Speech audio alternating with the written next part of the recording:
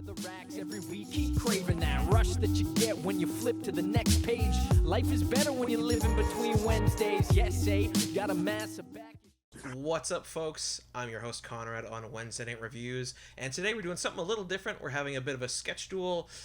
So joining us tonight is Kevin Manklow, who's most recently done Bestiary, and Mike Rooth, the Uncouth Rooth, who's done a large variety of projects.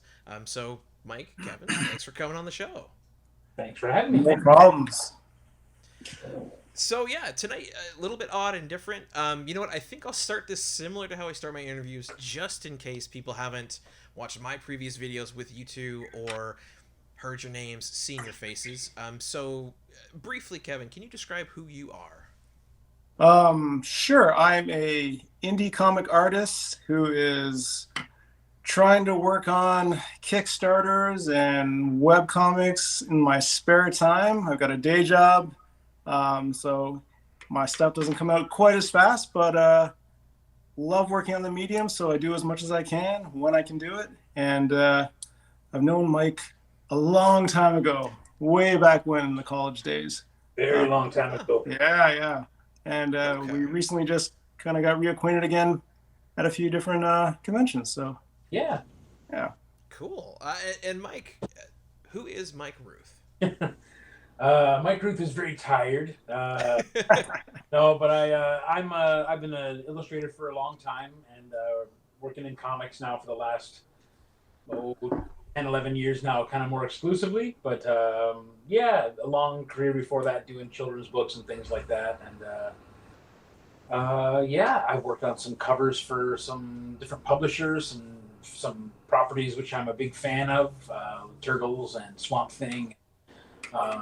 Different things like that, some image books. So I've been very lucky, very grateful to have the luck that I've had in this career, because it's hard to make things happen in comics, and doing it the independent route is a long road that Kevin and I have both been on for a long time.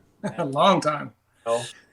It's one of those things. I think all of us are independent comic artists in a way, because sometimes even when you start working for the big companies, you end up just still doing your own thing. But yeah, for sure. I look pretty rough on camera here. I apologize to everyone. You look gorgeous. Don't worry. Go ahead. Yeah. You're fine.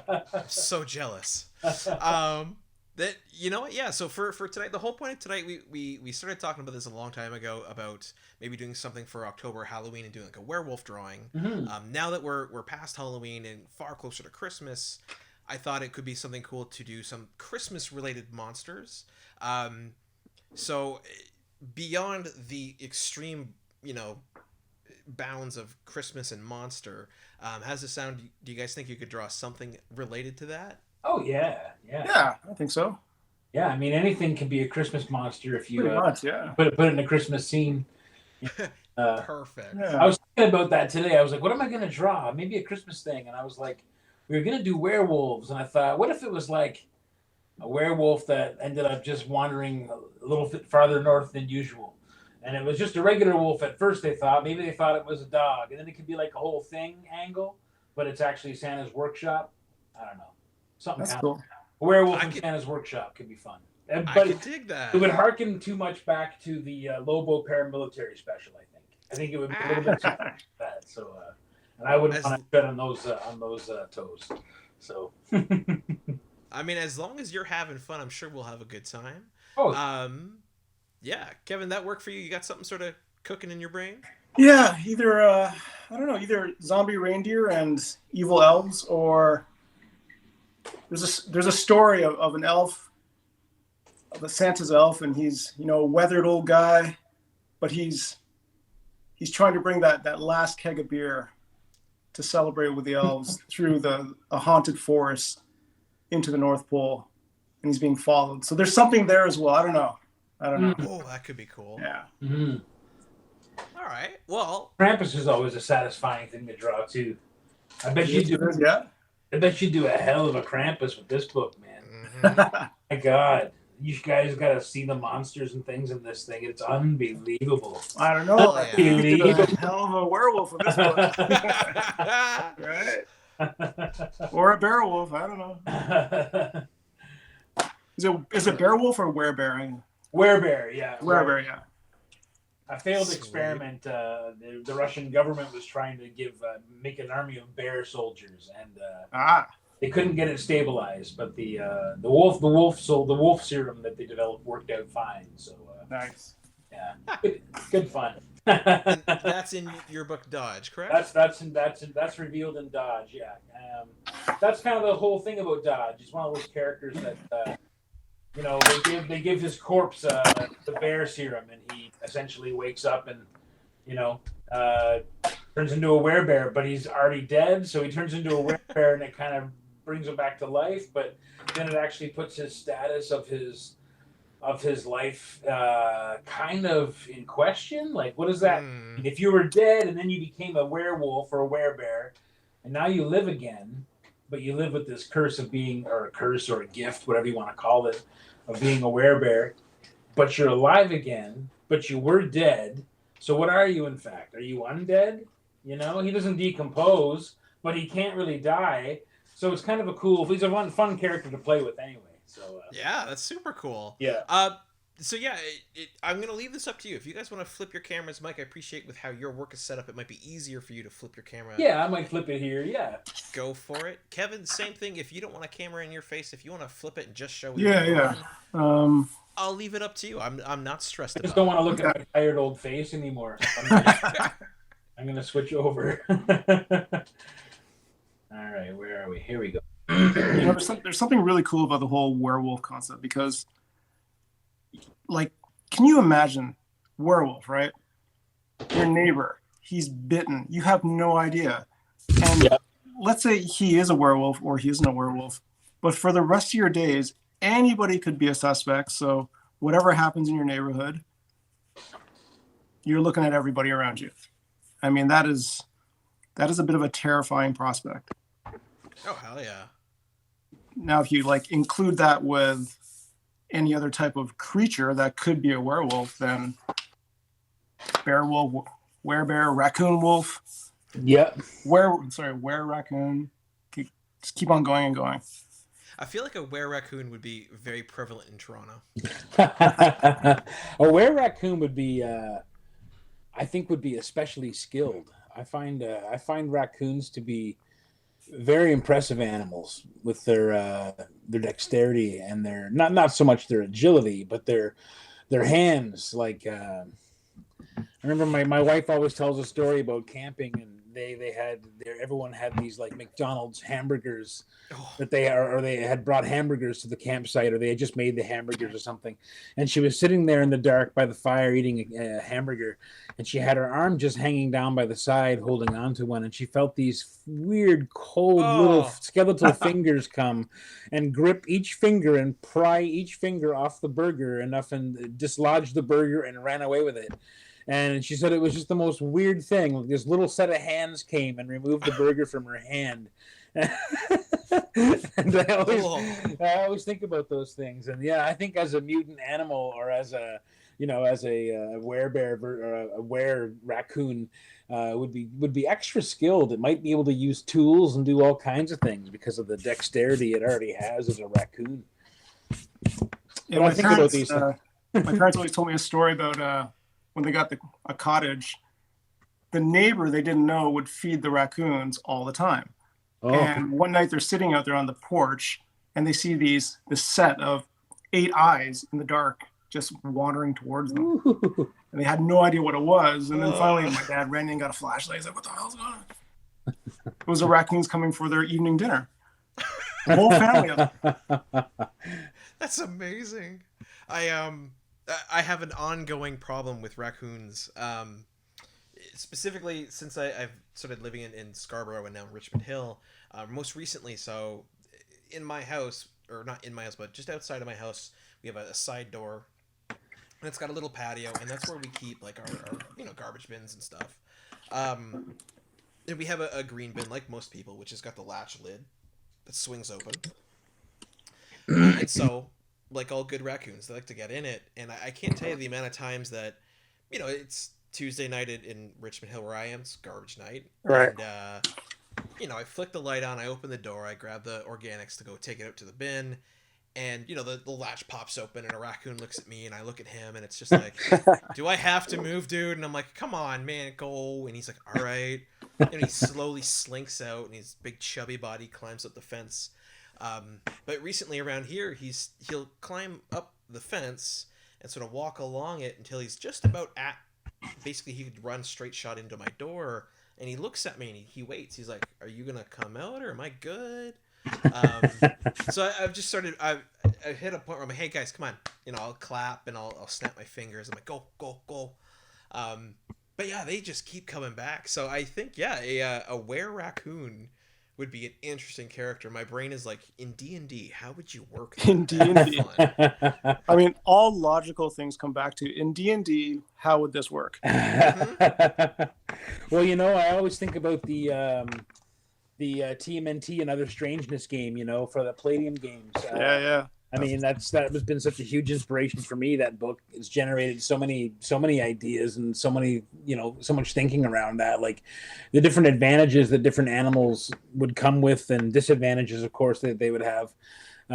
Makes all those kind of considerations when you're designing a monster or a creature, there's just so much more to think about. It's so nice to actually research the animal and get some sense of like, well, it would be really good at this, but it would also be technically blind. So how would you, you know what I mean? Like, like everyone wants to be a bat, you know what I mean? But, like you're not having a daytime life as a mutant bat in any capacity, really, So I don't know. These are the things that keep me up at night. But No. Good old Kirk Langstrom, the man bat from Gotham. Oh, yeah. I always like the transformative aspect of the werewolf or the were creature in that way. I've always loved that. It always probably for me originally harkens back to the Hulk or, Ben Grimm, the Thing kind of thing, that transformative aspect, which I love, I mean, for sure, like the old Hulk show, probably it was such a riveting thing when you're 4 years old watching it and that whole idea of turning into a monster. I mean, that's really what the Hulk is. It's really a werewolf story, and it's in a way, and it's kind of, yeah. We're about the same age, right, Mike?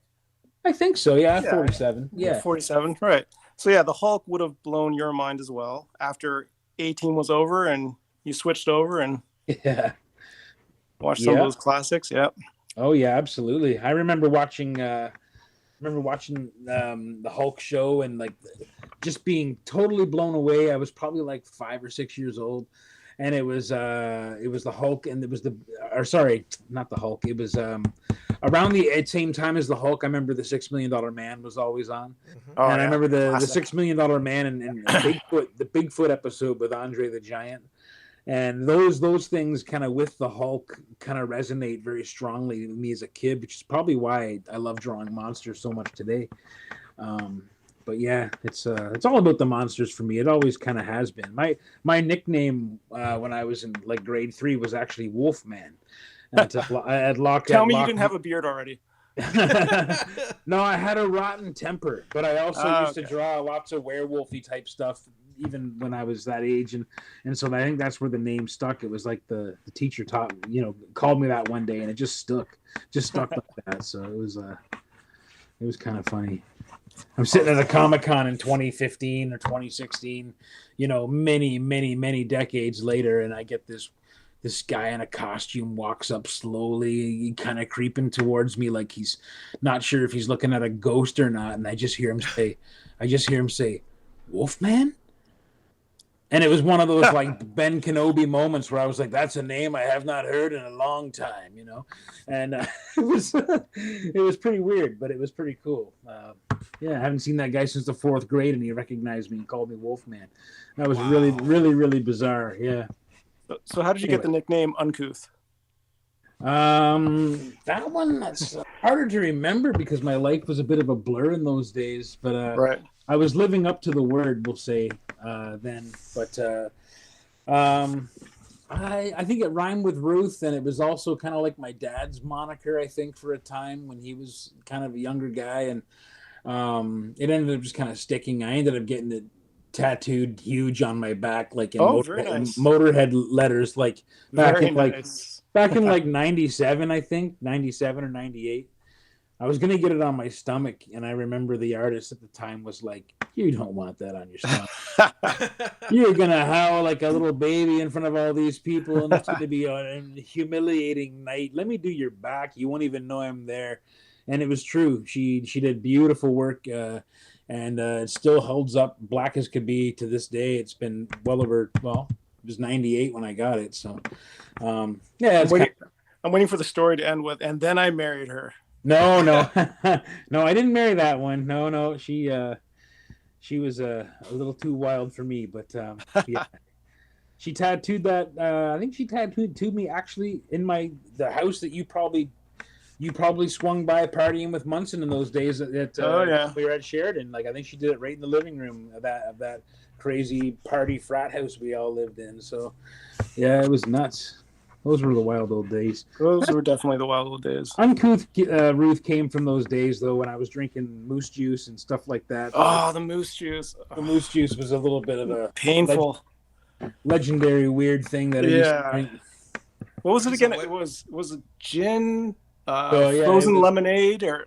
So you started out with a green, my old green laundry bucket, right? And it was like a wash tub laundry bucket type thing, and 40 ounces of gin, and 24 beer, and 6 cans of frozen pink lemonade and concentrate, all thrown into the bucket and mixed together. And sometimes we would add a bag of ice to that just to kind of make it a little more palatable. And then, we basically had a bunch of big ladles sticking out of this gigantic laundry bin, and people would be on the floor, virtually unconscious after like their second one. Yeah. And so I remember just like tiptoeing over bodies, like literally just like young like college students that hadn't drank very much yet at that point in their life, and there they were, completely just totaled at my house. And I have a name, Mike. I have a name. My name was Kevin. And that stuff destroyed me. I had already been kind of a bit of a wild drinker at that point in my life for a number of years, so I was a little bit older than most of the people I was studying with at the time. But anyway, yeah, it was one of those things. It was a lot of fun, and we did those parties regularly, and it made the loneliness of being away from family at college a lot more palatable, but it also, damage your liver. Well, my body survived okay, I think, but it's one of those things when you're paying a student loan back and you realize how much of it was gin. That's always a bit of an eye-opening thing for sure. So, So let me get this right. Moose juice, it's called. Moose juice. 40 ounces of gin, 24 beers, and then concentrate lemonade. 6 cans of concentrated lemonade. Yeah. Konrad's gonna try it tonight. It makes an awful lot. It's a fairly unappetizing color of pinkish brown. But you know what? It's I enjoy it. I haven't had it in many years because it's lethally dangerous. Yep. But for a guy like me now, anyway. But I had to stop drinking gin. It was my exclusive drink for a long time, but I had to stop drinking gin for a good number of years. I had to stop drinking everything for a good number of years just to kind of reset myself a little bit back in the early 2000s, and so I didn't touch a drop. That's a good thing. It was good, You gotta do that once was in a while. good.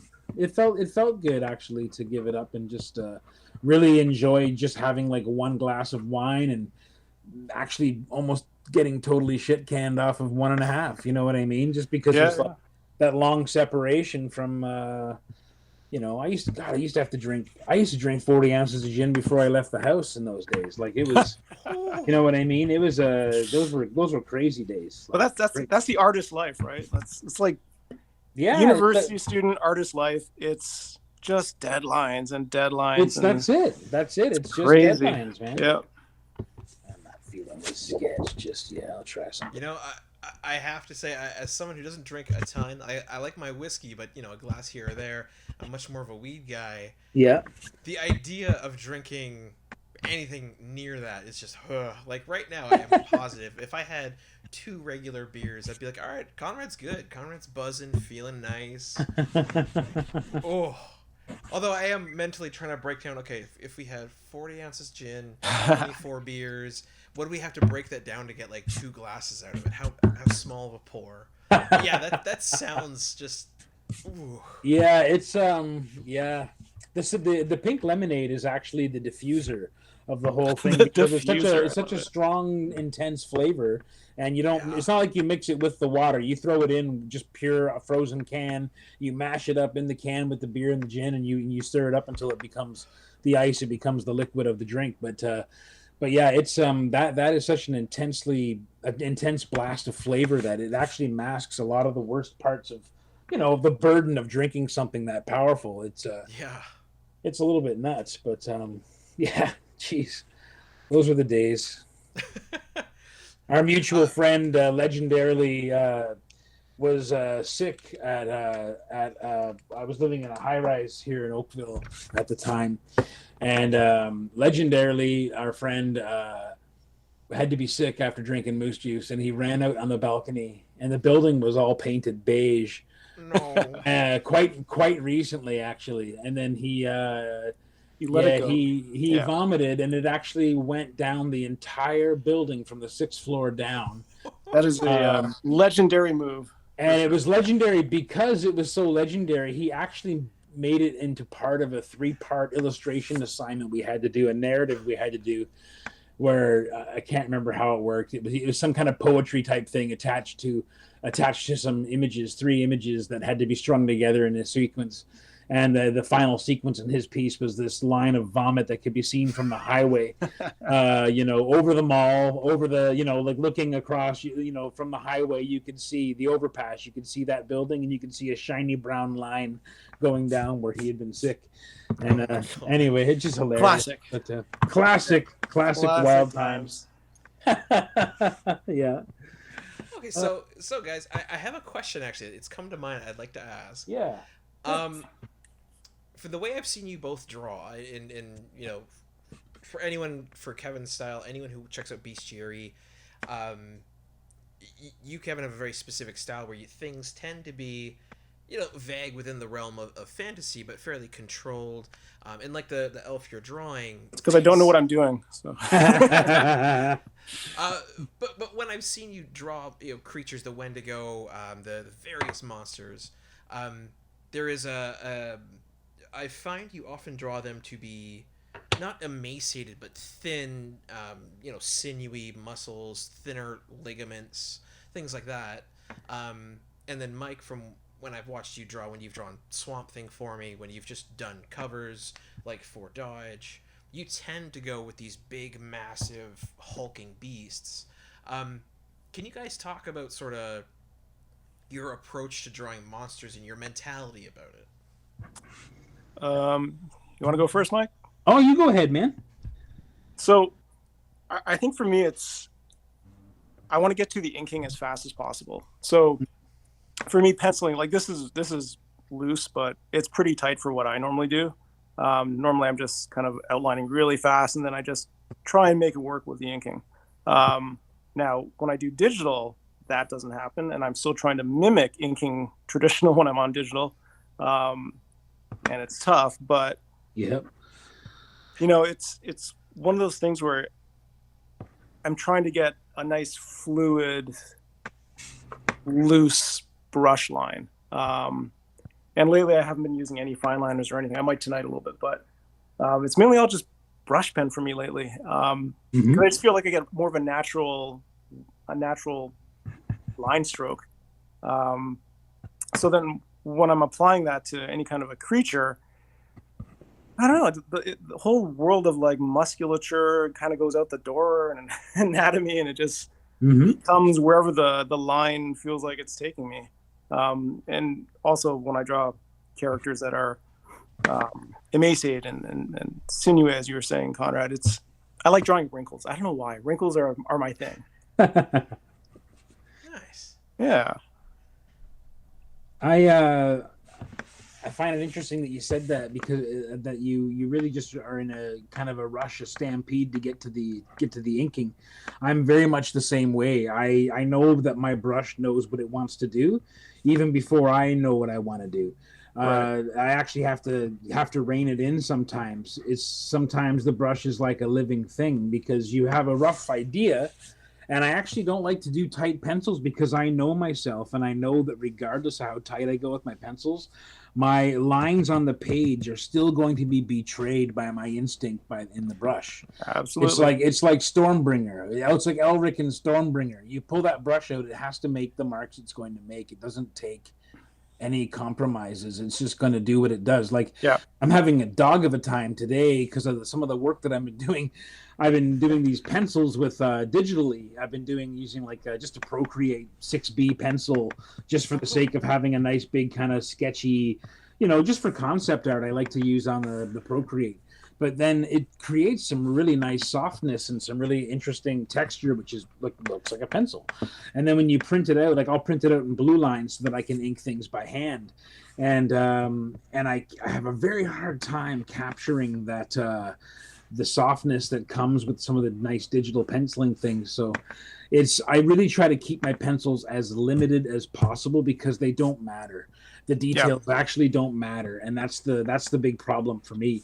Right. I wish beyond wish that I could get into a place where I felt comfortable with my digital drawing in terms of finishing drawings.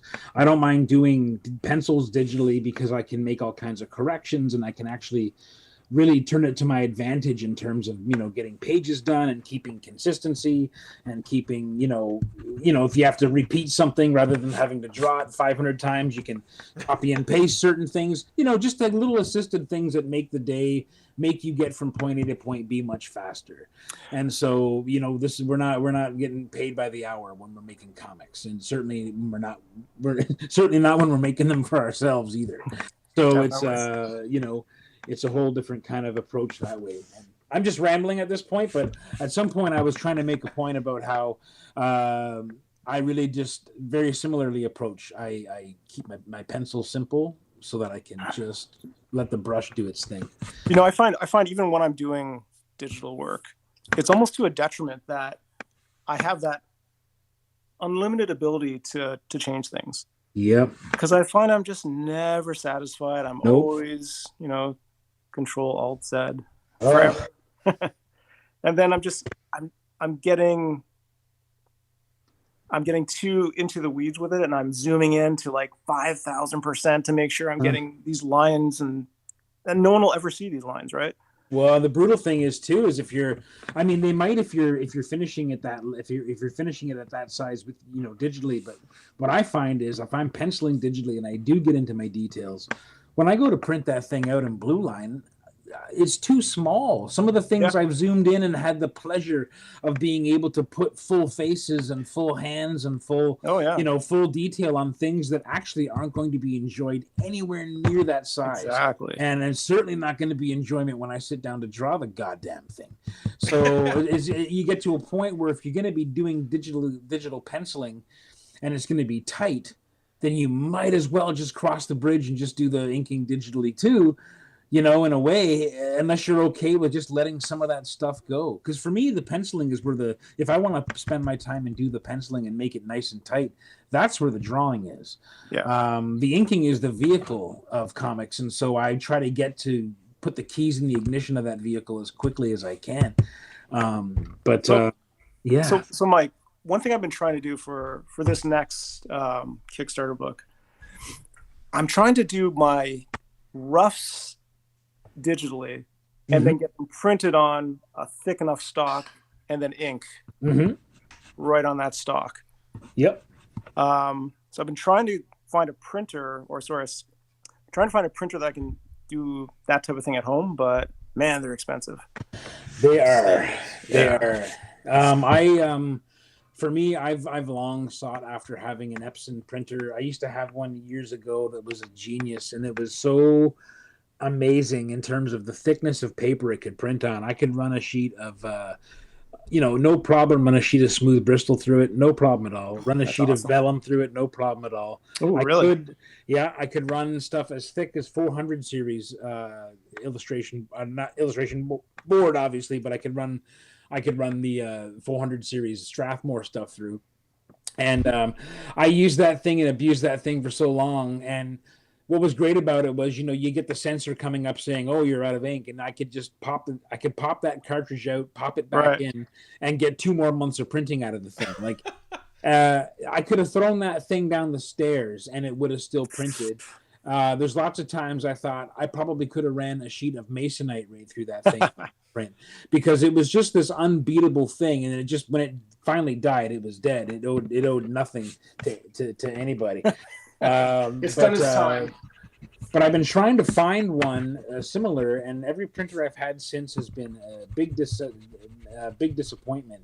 I love printing on 140 pound. I love painting rather and inking on 140 pound smooth, hot press watercolor paper if I can. Like Arches is beautiful stuff, and my printer, the last decade of printers I've had have not been able to do it, and I've never had the money to actually buy myself a good proper one.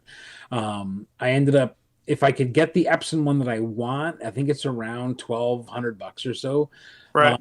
And it will do large format printing, which means instead of working on 11 by 17, I'd be able to work 13 by 19 on the watercolor paper that I like. Oh, and I'd sweet. be able to do the work at the maximum level that I can and be the most satisfied with the result. But for me, my solution has been to find a different paper that I can work on. And when I discovered that I couldn't print this is just the basic yellow label, Strathmore 300 smooth. Right. This is like the most standard go-to, illustration or Bristol board there is in comics, pretty much. And my printer won't print on this. Most printers will if they're large format, but mine won't. And so what I do instead is I print on this stuff, which is. And you might like this too, because I know you use ink and stuff, and I find it's not too bad. This is the Canson mixed media. It comes in 14 by 17, which isn't the perfect size, but it's bigger than I need, so it works. And it's a 98 pound, which means it's a little bit better than your cheap watercolor paper, but it's not as good as the 140 that I like, and it's nowhere as nice as the 300 that I like, that I really like. But it goes through my printer, and it handles washes really well. Like here's an example. I don't know how well it shows up here. An example of a Dodge piece that I did on that kind of paper. So I was able to get some nice soft watercolor blooms and washes and stuff on it. And it'll go through the printer. So that's been my thing. I've found it's made my process a lot faster for comics, for sure. That's great. And I actually use it for covers as well. So yeah. No, it's awesome. Like I tried to get some printers to print out my blue lines, basically my roughs, onto a nice board, 200-pound stock, whatever. And the cost they came back with was $20 a sheet. Oh, dude, I know. Wait, let me see. If I got to do a 48-page book, I'm like, never mind. Okay, forget it. Yeah, I had crazy cost. There's a printer across the street from me. Actually, I'm looking at his window right now from my drawing table. Oh, they're awesome people. It's an older Japanese fellow that runs the place, and him and his son run the place. And it's an amazing print shop and what they do, but the cost is well outside my means. Yeah, they actually print on a nice 300 pound. They'll actually print on a 300 pound or 150 pound smooth hot press paper. And I actually had them print blue line on that for me once. It cost me $50. But the reason I did it was because it was such a massive piece. I was doing a massive 36 by 24 piece, and they were able to print it at that size. So it was worth the $50 for me. The paper alone, the sheet of paper alone, is worth $30. I know that for a fact. So I just but it was a one-time thing, and it was a very high-paying commission, so it was worth the cost. But it still sucked. So yeah, man, it's tough. It's really tough, and I've only really been able to afford the cheaper 3-in-1, printer, scanner, fax machine kind of machines. And they if it's large format and it's got a decent scanner, it's okay. But like my scanner that I have, this HP one that I have right now, like it's going tits up on me now. Like Really? I'm getting a triple line that I can't get rid of, so I have to Photoshop the shit out of everything I draw, and it's horrible, man. It's just horrible. So yeah, so I went to Staples because I'm doing a commission, and I'm like, let me try this new technique I want to do, see if it works. And the paper that they gave me, they printed it on. It was 100 pounds, so I'm doing this Hellboy one here. Ooh. But like the paper is so flimsy. So when I ink wash and do inks on it, I'm nervous I'm just gonna wreck it. You know what, man?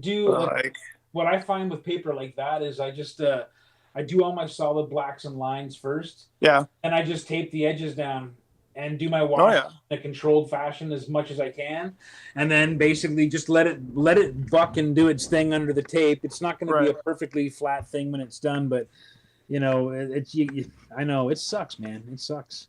I'd love to be able to find a printer that could do on the Arches paper that I like, because then I could just print my comics and I could just work at any size I want, and even if I had to blow up each panel really large, because I don't know, man. I've kind of come to this place where I just want to make my own stuff now, make my own books. That's awesome. I've just sort of, I don't know. It's just been something recently that's been hitting me very hard in the feels, is that I really just need to be doing my own thing, and I wanna have the tools to do that. So basically, all the money I'm earning these days that I can spare, I'm putting aside so I can finally get that printer that I want. Printer more so than a scanner. I can make do with my scanner for a time, but if I could get the printer that I want, then I could really change how I work, and I could. I feel kind of limited right now, which is why I think I pick up the twigs and the weird stuff to draw with sometimes, just because I figure if I'm already handicapped with the tools that I have in terms of the things I want to achieve, then let's go back to sticks and mud until we can come to a common ground again where I'm happy with the work I want to do. but I think to that point, and I think Konrad, I've talked about this, like, what's the beauty of indie comics? Sure, it's tough to make a living, but you do what you want to do. Yeah, man. And that there's something so healthy about that. Oh, dude, totally. Like I tell my wife at night when I do, like, I'm trying to do a daily sketch. Mm-hmm. So, and I throw the time lapse on and I record it. And I'm like, that's my evening therapy for an hour. Yep. I sketch whatever I want and I just let her rip and it's done, because during the day, the job is to service clients. Yeah. Make clients happy with creative, and it's a job, and it's exhausting, because at the end of the day, it's not exactly the way you want it. You have to do what they want, and sometimes, I gotta watch what I say here. Sometimes. Yeah, no, I get it. You don't get yourself in trouble now. Yeah, exactly. Sometimes they have opinions that are very valid, might not be the best for the product that I want to put together in the end, but it's their project. So you do what they ask, and they're very happy, but there's something in your soul that still needs to be fulfilled. Well, that's it, man. That's it. Absolutely. Yeah. I had this conversation the other day with someone, and I thought, like, this is me being very honest when I say this. I've always really been grateful for every opportunity I've had to work on properties that are things that maybe more than 10 people have heard about, properties that are maybe even something like a household name like Ninja Turtles. And that stuff never becomes commonplace. It's never taken for granted. But occasionally I'll find myself in a position where here I am doing a quote unquote dream job. And sometimes it's still just work. Yeah. And sometimes it still doesn't have, it's like people will say, I want to work in a comic book shop, man. That would be the best, to work in a comic book store. And then you work there for a week and you realize that all you've actually done is clean a toilet, vacuum every day, dusted, worked a cash register, dealt with messes, and dealt with rude people in retail, because that's retail. So as much as it's a dream job to work in the comic store, sure, maybe it's better than working at some other retail job you didn't want, but it's, it's Still a job. It's still a job. It's still for someone else. It's still creativity, or it's still brain power for someone else. And that's the common, that's everybody. That's everyone in the world who's working. There's no job out there that's 100% perfect. But yeah, you get glimpses when you're a creator of going like, man, I could do this every day. Yeah, and absolutely. forever and ever, and and it's it's a lovely dream. But I find myself like, I just did a project for, I can't say what it is, but I did a project for a fairly big publisher, a fairly big property. And the amount of delays and unnecessary bureaucracy and red tape and things that came with working on this property caused so much grief to the work. The work suffered as a result, and the work didn't have to suffer. The work could have been something else, but instead it suffered for time because it just wasn't someone else's priority. It was just it's a case where they had my rough sketch for like over a month, and I was just waiting for approval to paint the damn thing. And I was running out of time on my deadline because that wasn't going to change regardless of when they gave me my feedback. They actually gave me my feedback the day after it was due. So I had to go into doing final art the day after the project was due. And then I had no deadline that I was working with that was real. So that was last week when we were supposed to record this. So that didn't get resolved until Monday. But of course, that pushed everything else I was working on back a week, right? So man, oh man, it's just one of those things with freelance sometimes. Like, yeah.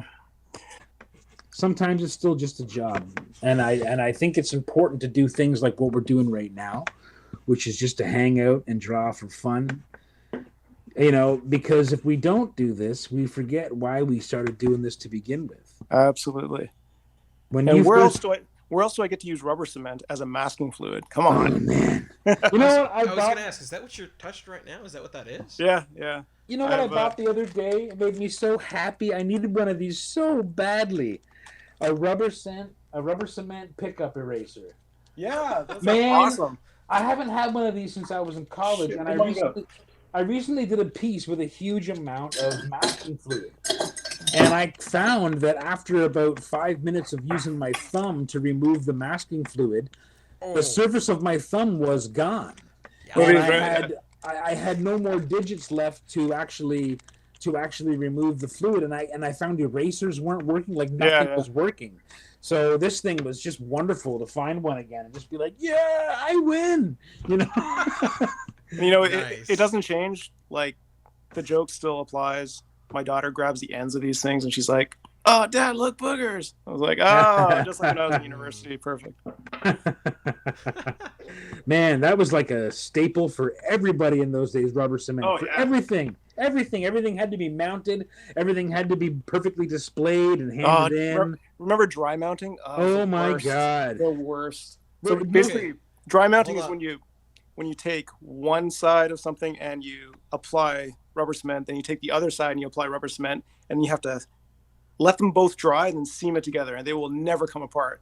But if you screw that up, you start your entire project again. Yep. The worst. Oh, so, it's horrible. Okay, question, because you've applied rubber cement to your drawing there, Kevin. Yeah.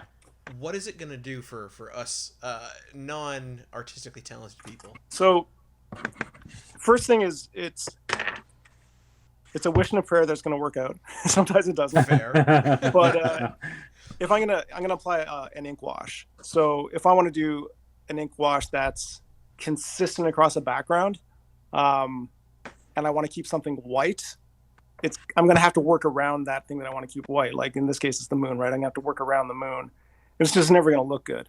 The ink wash will look like I'm brushing around it. So this way I can put a mask on it, and I can just do my thing on top, and then when I'm done, just take off the rubber cement, and it applies as a mask.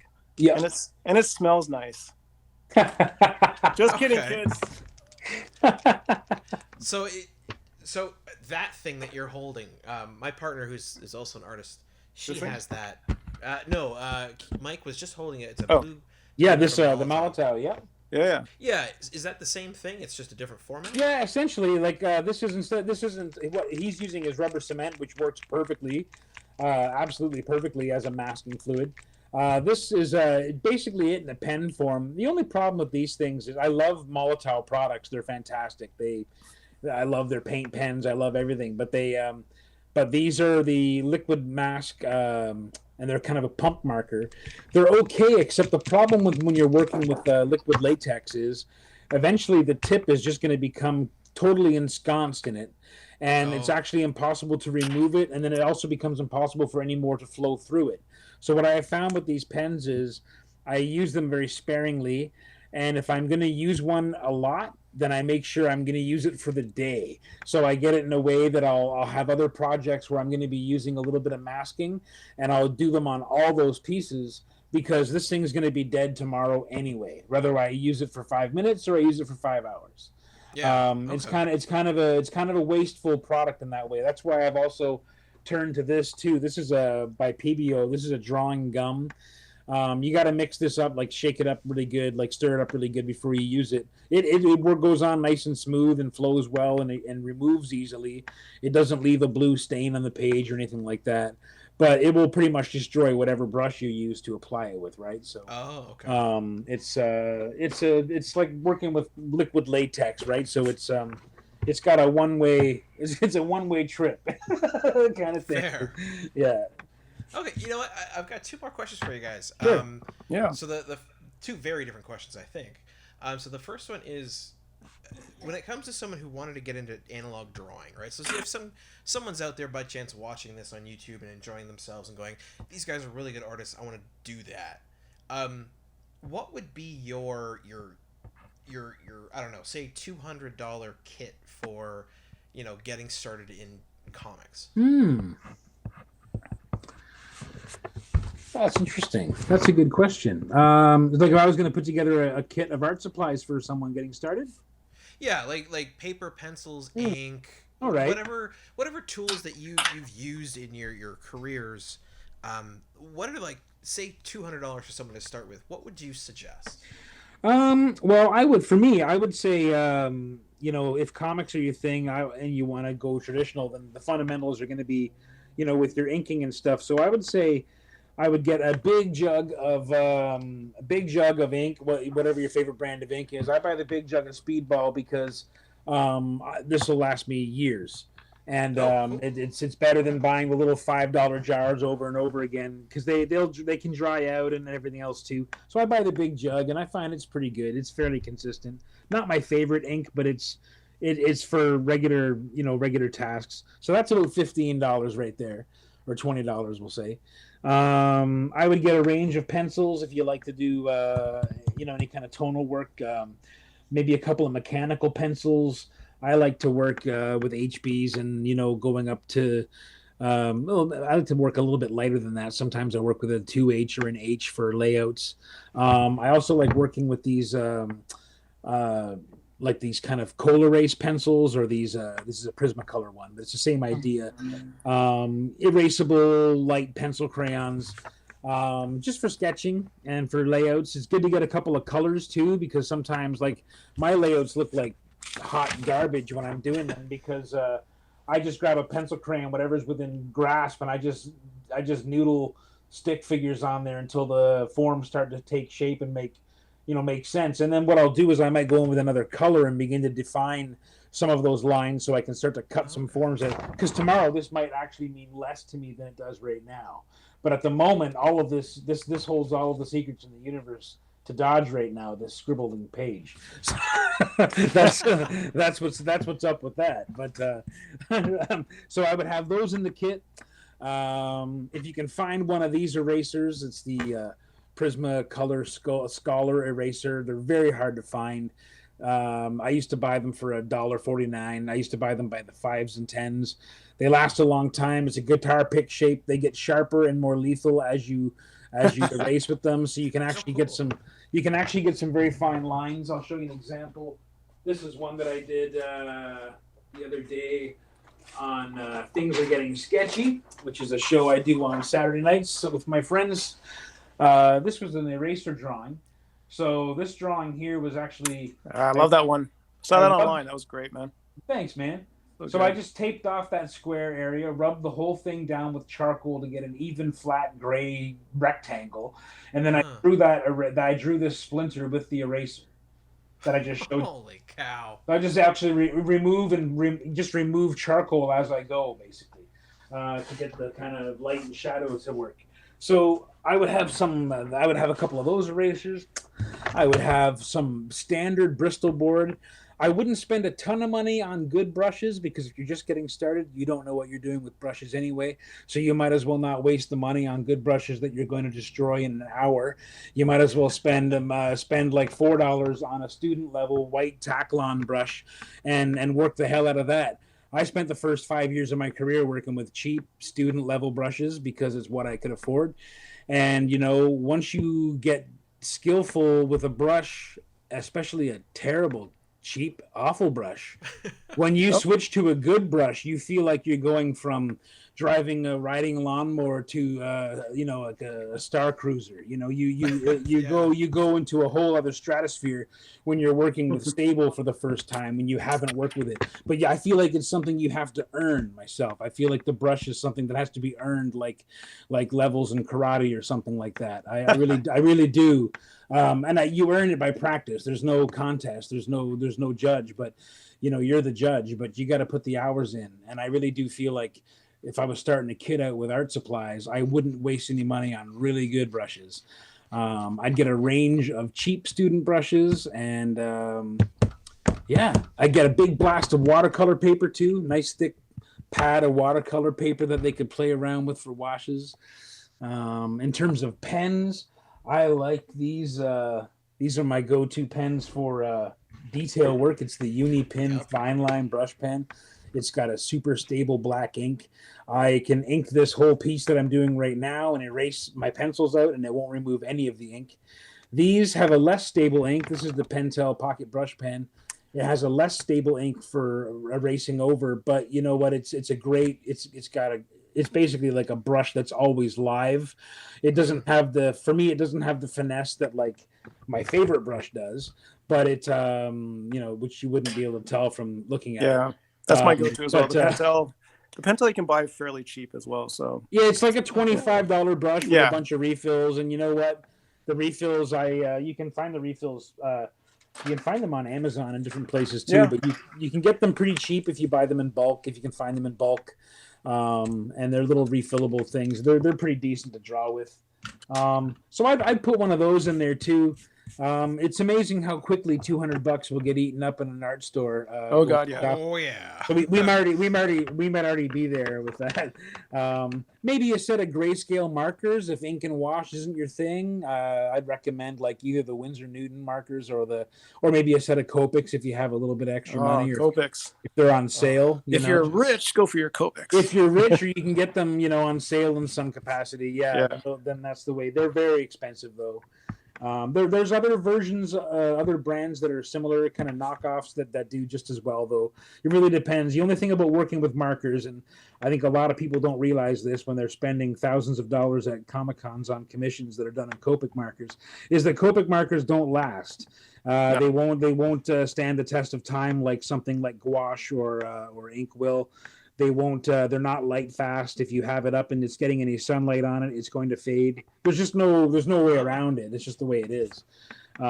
So be aware of that when you're working with art too. You want stuff that's gonna, hopefully be here after you're gone. Ideally. But anyway, yeah, that's what would be in my kit. I concur. No, my thing normally is. I don't have as vast a toolbox as Mike does. I mean, I've got a mechanical pencil. I've got a bunch of different brush pens. And then for old school stuff like this, whiteout. Nice. Oh yeah. That's like the Bill stuff special. That one, man. That's yeah. And then what else is in my little kit here? I mean, I've got like microns and some other fine liners. Very familiar with the microns. Yeah, I've got these Arteza brush pens as well, which are kind of nice because if I can remember the values I put in them, I can, ink and water. Yeah. Yeah, nice. Got some of those. And my thing is, like, for brushes, I am terrible at cleaning my stuff after. Oh, same here, man. Brutal. I'm a slob. I'm like, what happened to this one? Oh, well, it's done now. Oh, I'm a total slob. Yeah, it's brutal because, like, when I'm done, it's late at night. I'm like, all right, I'm done. I'm going to bed. And I don't want to see it again. By the next morning, it's like, oh, look at these great crusty brushes I have. So... you mentioned the microns. I love the micron brush pen, the Pigma brush pen. Yeah. And what I love about them is, like, they're great when you first get started. They're great for doing fine detail and stuff, but they tend to fray and get kind of softer edge pretty fast. Yeah. But what's beautiful about that is they end up doing a thing that only these kinds of brushes can do. Like, this has got, I don't know how well it'll show up on camera, but that has got one hairy ass tip on that thing. Because this brush is like over 1.5 years old. And I've used it very, very steadily because I'll use these things literally until they die, because they actually get better as they die, because you just got to find a purpose for them. So, like, for me, if I want to do like shading on something and I've got like, let's see here, I'll just draw like a shape and I want to have like maybe some kind of the light's coming from this direction, and I want shadow on this side. I can use this old dried up marker and I get these beautiful, soft, super soft lines that actually create a core shadow just by where you overlap them. And there's only barely enough ink in here to make a mark on the page. This one's actually really on its last legs. But when it's about a stage before this, like a few days before it hits this stage, it's beautiful. And you can really control, the kind of soft tones you can get. But I got a drawer full of dead Pigma brush pens because they're still good for something. They're still good. Yep. You can still make beautiful marks, and beautiful softness with them. So, also things like for texture too. Again, digital is wonderful, but I can do crazy stuff with a sponge. Oh, absolutely! A sponge and some water and some ink. It's fun, and you can do some awesome stuff. It's hard to, that's my thing with the digital inking. I just can't get satisfied. Yeah, and I know there's people out there that can. Like, there's people out there that have just said, I'm never going back to pencils.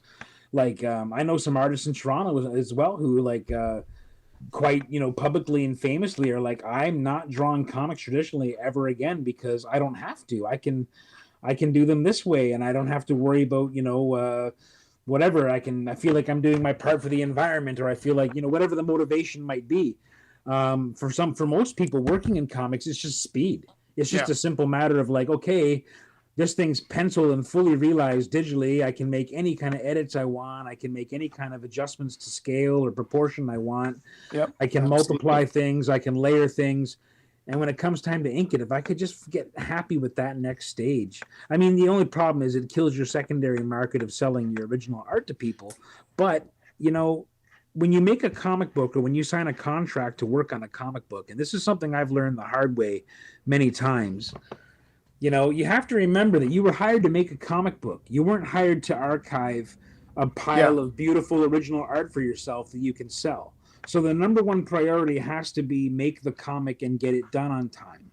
And I was so obsessed with making Dodge perfect when I first was drawing the first issue, or at least in my attempt to feel like I was achieving that. I labored over things to the point where I really, really, really hurt my speed, and as a result, really, really slowed the project down. And it's something that sucked. It's something that I felt a lot of guilt and shame over, because when you're making a comic, there's a whole team of people waiting for you to get your drawings done.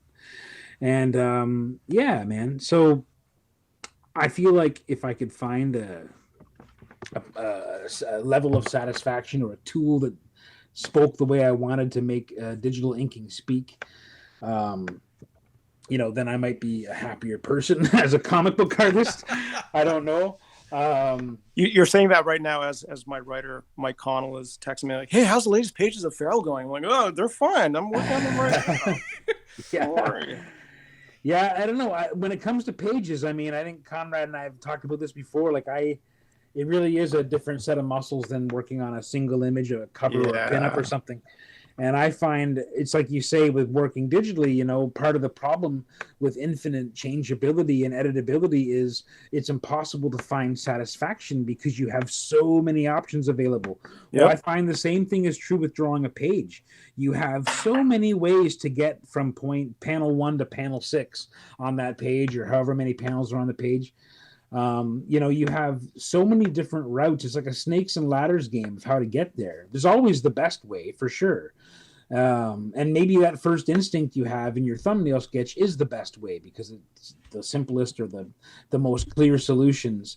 But that's the whole thing with sequential art, is finding those clear solutions that are easy to read and easy to see. You know, from the reader's perspective. You know, you spend so much time with a script that you can draw something and fool yourself, but the reader has to be on the same page as you, you know? So it's a whole other thing, man. Drawing comics is a whole other set of muscles. So, sorry, that was a long rant that I probably had a point in there somewhere, but. Well, I think it's interesting because I've heard, you know, doing what I do in speaking with both of you, as well as a whole bunch of other artists and writers, specifically artists for this subject, the idea of that freedom of creative choice being stifling is one thing, but also like continually coming up has always been like the idea that to be good in comics and to be professional and get paid, you don't necessarily have to be the most creative person or the best artist, but you have to be able to get it done. Yeah. That's it. That's it. It's that consistent artist that's getting the regular work and staying active and staying busy behind the scenes, usually going largely unappreciated. You know, it's there's a lot of people who get very, very far based just on their style or whatever unique thing it is that they do. You know, and that can be a good thing too, but I think it's limited. I think if you can just consistently finish and consistently produce, you know, it's one of those things where the one message I have it written down on my desk. My wife has it written down in her studio. It's a little bit of a mantra, but it's like, you know, finished, not perfect is a mindset that you have to get as a creative if you're producing a lot of material, because, you know, you're always going to noodle over your baby. You're always going to want it to be the best and most perfect thing it can be. But that only matters if you get it done. And you know, and people can enjoy it. And so you have to get to a place where you're happy knowing that, you know, you can always go back and you can always make it better after the fact. Get it done, because if it's done, then you've laid tracks down that you can build on top of. You know, I think a lot of the reason people don't come out with their great, groundbreaking, world-changing comic book is because they spend too much time thinking about how great it's going to be, and they don't simply put the wheels in motion and say, "Look, I'm going to finish 5 pages, and that's the whole story. And if people like that, I'm going to do another 5 pages. And if that ends up adding to the first story, then now I've got 10 pages of a story. Now I'm going to do 5 more pages, and just keep on taking small bites, but make them finished little, you know." Maybe it's an anthology you're doing just to get the engine warmed up.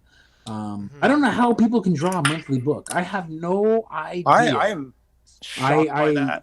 I see people who have kids and they draw a monthly book, or guys who have kids and they draw 2 monthly books, or they're doing a monthly book and they're doing 7 covers a month or something. And I marvel at guys like Ken Lashley who are doing, you know, 10 and 15 covers in the month as well as drawing a book.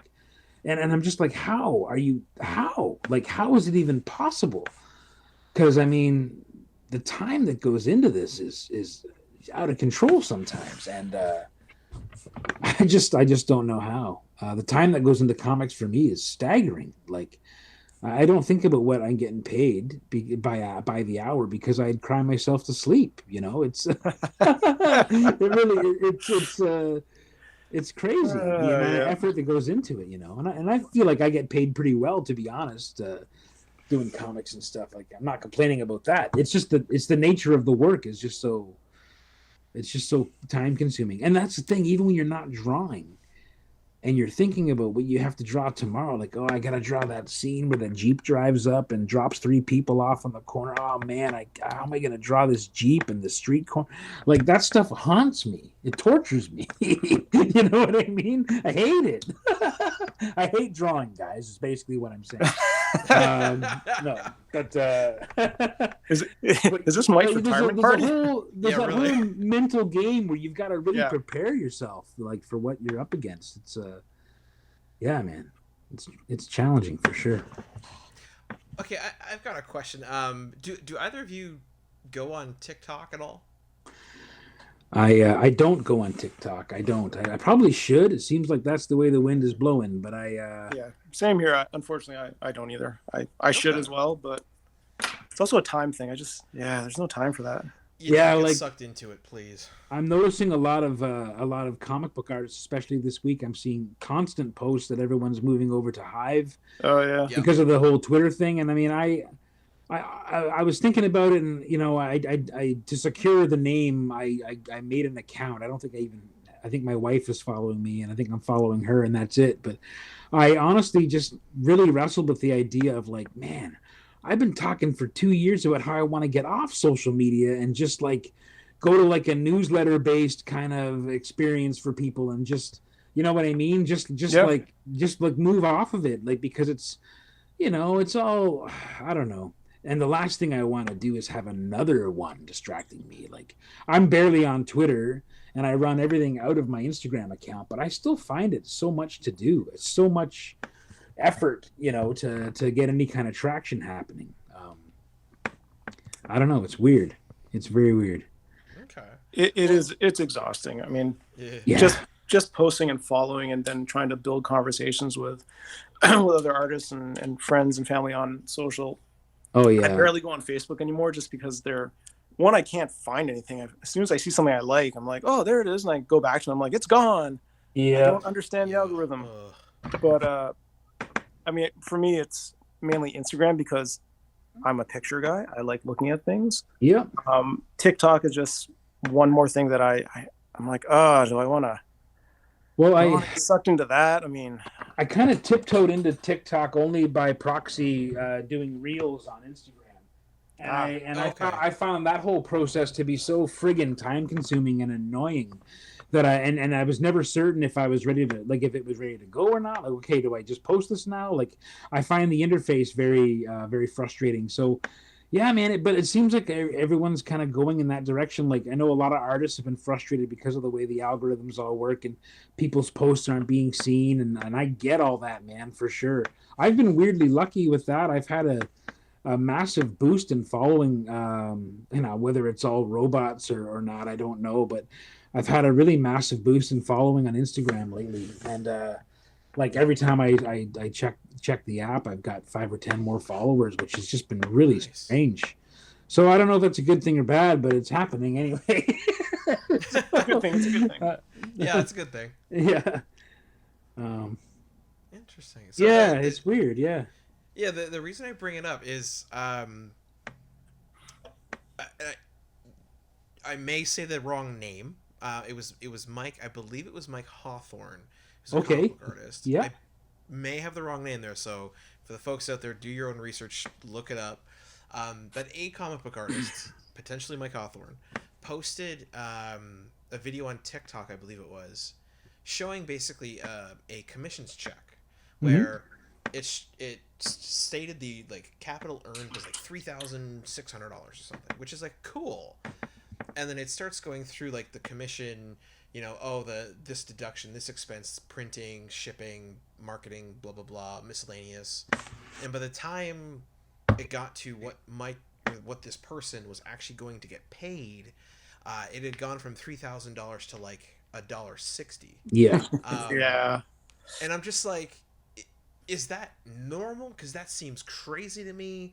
I've never been on the creative end of it. I've never been on the big company end to know what DC, Marvel, Image, whoever that came from, you know, paid that person. But like, just speaking from folks like yourselves who've done Kickstarter campaigns and other crowdfunding stuff, I know that printing, shipping can be expensive. So like, is that realistic? Is that normal? Did this person get, ripped off? Like, Well, like I can't speak for Kevin on this, but I know that when it comes to Kickstarters, the one thing that you can never be prepared for is the unexpected. Unfortunately, especially with things like Kickstarters, because of the fulfillment windows, a lot can happen from the point of the project being funded to the point of the project being, getting shipped out. And I've been in situations where I've worked on Kickstarters that simply didn't happen because, from the time we got funding to the point where we launched, the shipping rates tripled, or the tariff changed, like in 2015, like when number 45 there became president. We that changed a lot of stuff with shipping and tariffs and doing international business and all that stuff. The cost of everything changed, cost of paper changed, cost of everything. I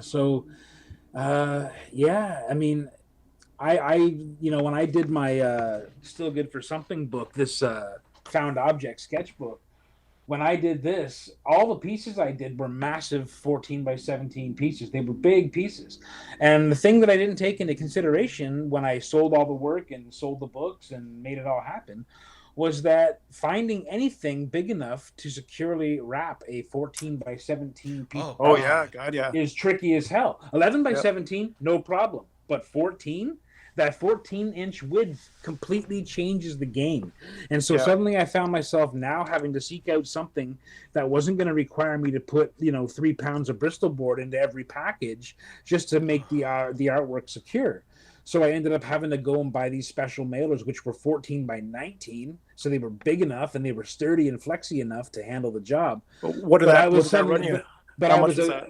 I was out $700 for those. Oh, right. So so the project, I think I did about 2,500, we'll say, in art sales.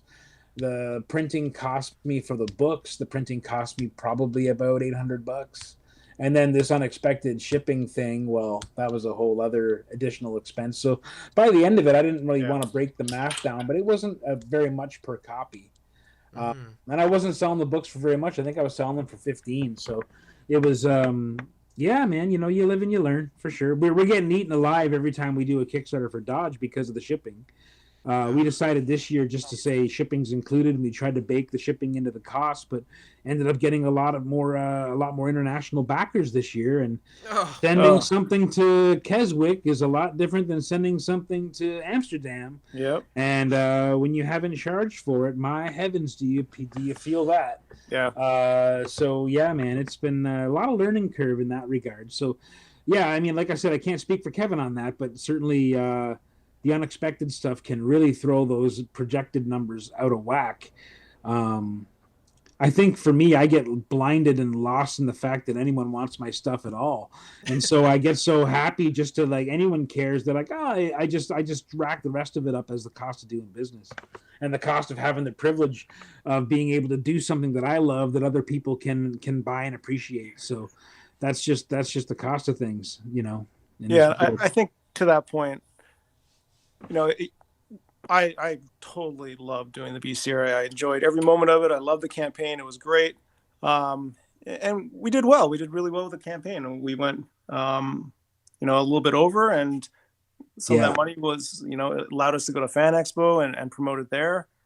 But again, I wasn't the numbers guy. So for me, I was like, all right, so now we can start using that money to pay for the next comic book. And we did the numbers. I'm like, oh, maybe we can't, because I didn't know shipping would cost so much as well. Oh my God! Yeah, shipping again. Shipping ate me alive this with Well, and you have a bigger book that you were shipping out a graphic novel size thing. Yeah. I was mainly shipping out single issues with artwork in some cases, so that I was getting them tracked or insured or whatever, But yeah, my God, it adds up. Yep. It adds up so brutally. Crazy. Yeah, it was not fun. But again, yeah, I mean the cost of growth as well. And getting exposure for your book and stuff like that. When you don't have a distributor and you don't have a publisher and you're doing it yourself, these are unfortunately you pay the full size of those prices because you don't have those systems in place that are printing, hundreds of thousands of books every month, right? So it's all you, baby. That's what I it is. think Mike, we were talking about like what's an option for digital. Is there a way to really embrace digital comics and kickstart that? But I mean, there's something about having like in your hand that comic book and graphic novel. I agree. It's not difficult. I know for me, I don't mind reading things digitally, and very often, like lately, because I'm just basically buried alive in my studio here under junk and books and paper everywhere. Lately, when I've been supporting Kickstarters, I've been doing it on the digital level, and I've been just adding extra funding if I'm able to. But this way I'm not getting bogged down with 10,000 books every couple of months in my apartment. But I've been doing it that way. But I think by and large, it's more difficult to get that regular old school comic book fan to make that switch to reading them digitally. Yeah, I know they have beautiful interface now, and there's all kinds of wonderful looking comics now that you can read on Comixology and all that stuff. And the formatting's gotten so good over the years, and it really is nice. Like, we live in an amazing age in that regard. But for me, for the few comics that I'm going to buy, for the most part, they're going to be, I'm going to be going to the shop to buy those comics and supporting Kickstarters digitally where I can. But for the most part, I want the comic book in my hand for me. Yeah. I'm the same. Yeah. All the way. Interesting. For me personally, like, this is really cool to get to ask you guys about this kind of stuff because, I've done, I don't even know how many interviews about people who are having their Kickstarter, come out in the next 2 weeks, and they want to get the word out, and I'll retweet and stuff like that, and hopefully they get their campaign completed. It's cool to hear what happens, after the 30 days, after the money's been received, and now, Kevin, in your case now, you've got to fulfill, what was it, 150 sketches you had to do or something like that? Okay, now listen, that was a good idea at the time. That's a great idea. But it got you there, didn't it? Right? That's the whole thing, right? Yeah. Well, I mean, it got done. It was a little worse for wear after, but sure. Yeah, 150 sketches. Ugh. That's tons. So, like, for Dodge, I offered 30 6x9, like, bust or half body character watercolors, and man, those 30 every year that I do it, it's always a humongous grind. I usually have one 11x17 commission that's available, and I have one 18x24 commission available, and those are usually around $500 a piece. I make those available on the Kickstarter, and that's like, so basically we fulfilled our Kickstarter in May, and I didn't finish getting all the artwork done until like early October.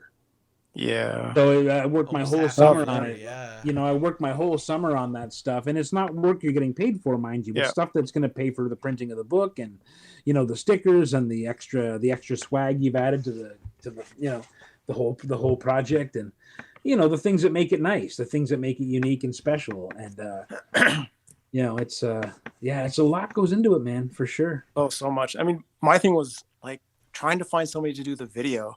I'm like, I've got like $500. Can anybody help? Everybody's like, no way, not for $500. I'm like, all right, I'm gonna figure out how to make a video for Kickstarter. Yeah, that ate up so much time because it's not my thing. Like, I never make videos. So starting that, it was a bit of a grind. But then trying to find content to put together, my own content to put together to make a video. Mm-hmm. And then plus, at the time, COVID. So you're like, okay, of course, everybody take videos at home and then send them to me and I'll try and put them together. And it was crazy. Yeah, it's tough. And you want to have video now because that's one of those things it's like a recommended thing if you're going to be putting a Kickstarter together. And I mean, remember Matt and I really struggled the first time, like just trying to get something that had some life and energy to it that didn't feel rehearsed. Like you're just talking about the project really, but both of us are kind of introverted guys in some ways. And I have a way easier time talking than I used to, for sure. But it's hard. It's hard to come up with coming up with a good base image that you're going to be using for all your Kickstarter campaigns, whether it's the cover of the book or just that, whatever that classic iconic thing you've come up with to work with on your project. Like, that's tough. Like, I had my one of my very best friends, like I was showing him my Kickstarter and he was like, I like everything, but that main image, man, is terrible. Why would you have that as your main image? And I was kind of like, well, thanks for the honesty, but thanks, like, friend. the comic book's about a guy that's turning into a bear, and I in the picture, it's a guy who's turning into a bear. Like I was trying to go for that old Banner Hulk transformation, 3-step transformation vibe, you know, and I thought it worked okay, but. You know, it's just funny. Like, oh, I would never use an image like that. That's terrible. And I'm like, oh, thanks, bro. Cool, bro. You know, thanks.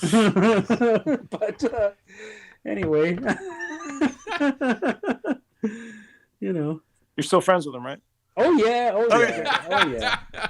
Well, you know, honesty is one of those things. It's like, yeah, well, kind of like fuck you, but at the same time, you know, I appreciate you. You know. If anyone's gonna give me the truth, it might as well be you. So, fair enough. But yeah. Okay, so you know what the other question I wanted to ask, and this will sort of I think lend well for letting you guys share. Can you guys talk about the importance of Comic-Cons, conventions, CAFs like TCAF and MCAF and stuff, the Comics Arts Festivals? How are those impactful or for you? What do they do for you, like from the business side of art and in comics, and will we see you in the coming month and a half left of this year, or do you have one booked for early 2023, I guess? Kevin, why don't you start us off? So for cons, I mean, Toronto Fan Expos is the one that we go to the most. Definitely want to do TCAF next year. Love to go to San Diego. I mean, that's the dream. But we'll see how that all plays out with the next Kickstarter. I love going to shows because I find the way that I interact with fans on social, it's very limited. I'll get some information back. I'm like, oh, I got some likes. All right, people like this stuff. Or it's give me a comment. Oh, this is nice. This is great. But to actually go to a show and talk to people and get them to really tell me what they think of the art, the story, the concept, and see the excitement and hear their thoughts on it, that's really valuable from a business perspective. I mean, you don't get that anywhere else, but you get them at the shows. And can't say how valuable that is. It's so great. Yeah, I would echo that for sure. It's invaluable. You know, what we do is very solitary work, and unless you get out there and let people maybe put a face to a name, I mean, I don't know. I think it's important to connect with people, especially if it's your own product. Like, I mean, it's one thing if you're going to be in the artist alley selling Spider-Man prints all day long, but like if you're there selling your own book, your own material, your own property, and you're getting a response from anybody about it, that's what the magic is. That's what it's all about. And that's the only way to get the magic of a human interactive response is to interact with a human. That's the only way it happens. And have those conversations. I mean, you know, I've been lucky to have been able to go to a lot of shows at the beginning of my career and before I was really published anywhere, and you know, beyond books that people had never heard of, or children's books or textbooks or things like that, to go to a show with my own artwork and to get a response from, you know, different original characters I've done or attempts at comic books I've had in the past, or, you know, sketchbook collections of things. To get a fan base built around that is the most beautiful thing there is. And that's how all the great things happen. I think it's like you think about the Turtles, you think about the Crow, you think about, you know, independent comics that have become something beyond the staples and the paper that they're printed on. You know, that's the dream, and the only way that dream is met is when you put that work in front of people and you engage people about what it is that you're standing there with your name on. Absolutely, that's what it's got to be. In terms of business, though, on the actual business side of things, well, yeah, you get people who, I always say, like, if you just come to my table, you know, like, mean, for me, I would just sit and draw at my table, whether I had anything for sale or not. I would, if I had nothing on my table, but I had a pencil and paper, I would draw, because at the very least, someone would come by to see what I'm drawing, because people can't resist watching someone draw. If someone is drawing on the beach, you walk along the beach to see what there's on their easel. That's just human nature to want to see what the artist is making. So I would always approach it from that way, and then that's how conversations begin. And then you open up your portfolio and say, well, here's a bunch of prints that I made of my artwork and my characters, and then you can have a chat about each one, and then next thing you know, that person's buying stuff, the characters they've never heard of, because they got to hear it from you. They got to sit and have that exchange with you, and it was important to them to get to connect with the artist in that way. And there's only, unfortunately, well, I mean, these shows, these types of things that we're doing right now, these are a wonderful, alternative, especially during COVID and stuff. I mean, they completely changed business for me. But, if you don't have that interaction with people, then I don't know. I feel like there's a solitariness that's built into this business already that we all have to kind of fight against before we get swallowed into the abyss of it sometimes, creatively or otherwise. It's important to connect with people, though, I think. And it's very good for business. At least that's been my experience.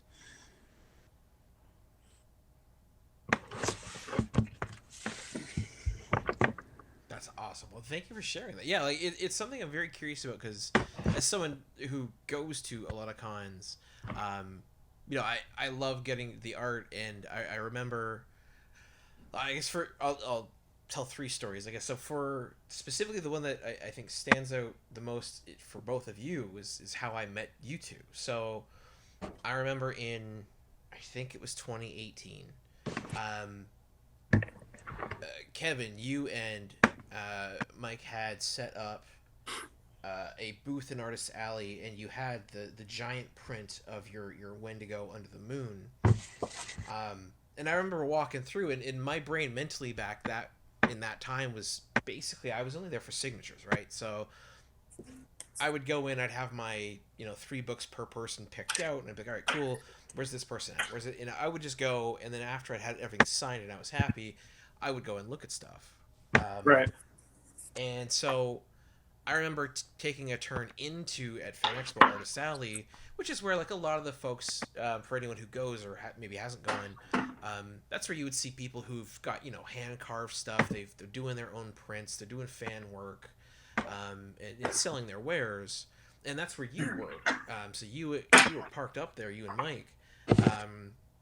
Mike Connell, of course. Mike Rooth. You guys were settled in there, and yeah, I remember seeing the print or the poster you had of that big, like, I don't know, synthetic cloth full banner thing. And that art was just like, whoa, okay. And I remember I was like, I gotta walk over and talk to you. Like, what is this? Is this a new image book? What's going on? That's how it got you. Yeah, basically. It's all about the banner, man. The banner art is a whole thing. It's a whole thing. Absolutely. Oh, yeah. Like it pulled me in, and that's how I first met you, and I posted. I think it was my first post as Wednesday Night Reviews, actually. Oh yeah, nice. I didn't know that. Yeah. And then Mike, I first came into contact to you through, I think it was a sketch duel you were doing. I don't remember much about it, but it was something monster related, and you were up there with 2 or 3 other people. Oh, fun. And yeah, you were going through, and it was just like, wow, look at the art, right? And it's I find, as someone who consumes Comic-Cons, I find them very interesting. So I like to get the other perspective, because I remember as a young 16, 17-year-old Konrad being like, I'm not comfortable asking these random artists about their art, and now because of what I do, right, and I want to help people get the word out, I very consciously, like, whenever I go to an event, like I went to MXC last in the Mississauga Comics Expo. Nice. Yeah, very cool time. I very consciously, I'm like, I go table to table. I'm like, tell me about your book. What is this thing? Give me the scoop. And I'll try and pick up basically everything I can. As a result, I have a rather large backlog of indie comics to go through and read, and emails to reach out to people on. But yeah, it's just I remember being intimidated to talk to these random people, especially as a younger kid. So maybe could you guys talk about like from maybe how could people not be intimidated? What should they know that would help break any sort of tension they have about talking to an artist who's sitting there doing their thing? You know, Konrad, I think Mike hangs with the big boys. I don't. So for me, I don't really. I'm still intimidated. Like I remember when I was, oh my god, I think I was in grade 10 or 11 maybe, and I was standing in line at some convention, and there's this guy in front of me, and we were going to show our work to Marvel editors. And I'm like, yeah, show me your work, man. Let me see. Because, you know, you're cocky. You think you know what you're doing. You got some great stuff. And the guy's like, yeah, absolutely, man. You're here to show your work? I'm like, yeah, I'm here to show my work too. So he opens up his portfolio, and I was like, oh, my God, I'm not ready yet. This guy's amazing. And it was Ken Lashley. Yeah. Oh, yeah. He was in line to get his first gig with Marvel. Amazing. He was showing his work to Dale Keown, and I was like, oh, my God. Amazing. It's so good. His work is so good. Yep. And then just when I hit 40, my wife was nice enough to take us to San Diego Comic-Con for my birthday. And Mike Mignola was there, and I was like, oh, no, I can't go talk to him. I'm a 40-year-old man, but I still was terrified to go talk to him. And my wife was literally pushing me, like, just go up. We didn't come all the way here. You didn't drag me to this thing. Yep. So I talked to him, but I was like, wow. Yeah, I'm still like shell-shocked by these heroes of mine. That never goes away. And I'll be honest, like even like I actually don't really hang out with anybody, to be honest with you. I know I've gotten to know people over the years for sure, but at cons I've been lucky enough to hang out with a few, kind of more known or more famous comic book artists and things. But I typically don't do a lot of hanging out with anybody at shows. Sadly, I'm usually just back at the hotel or back at home working on commissions or whatever. But I know that intimidation factor. I still feel it all the time. I mean, this weekend at the Big Country Expo, I have to go and do a sketch duel against Tom Grummett.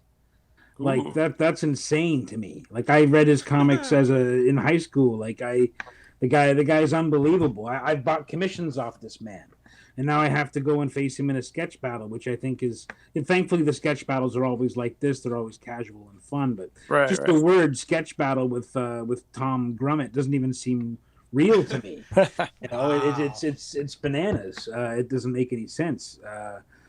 So that never goes away. Like I remember, I told this story a million times, but like. When I met Simon Bisley, like I got to a show and Bisley was at the show and he was sitting at the table next to me. And I didn't realize that until I got to the show. And I turned to my wife and my eyeballs nearly fell out of my head. And I said, that's Simon Bisley. We're tabled right next to Simon Bisley.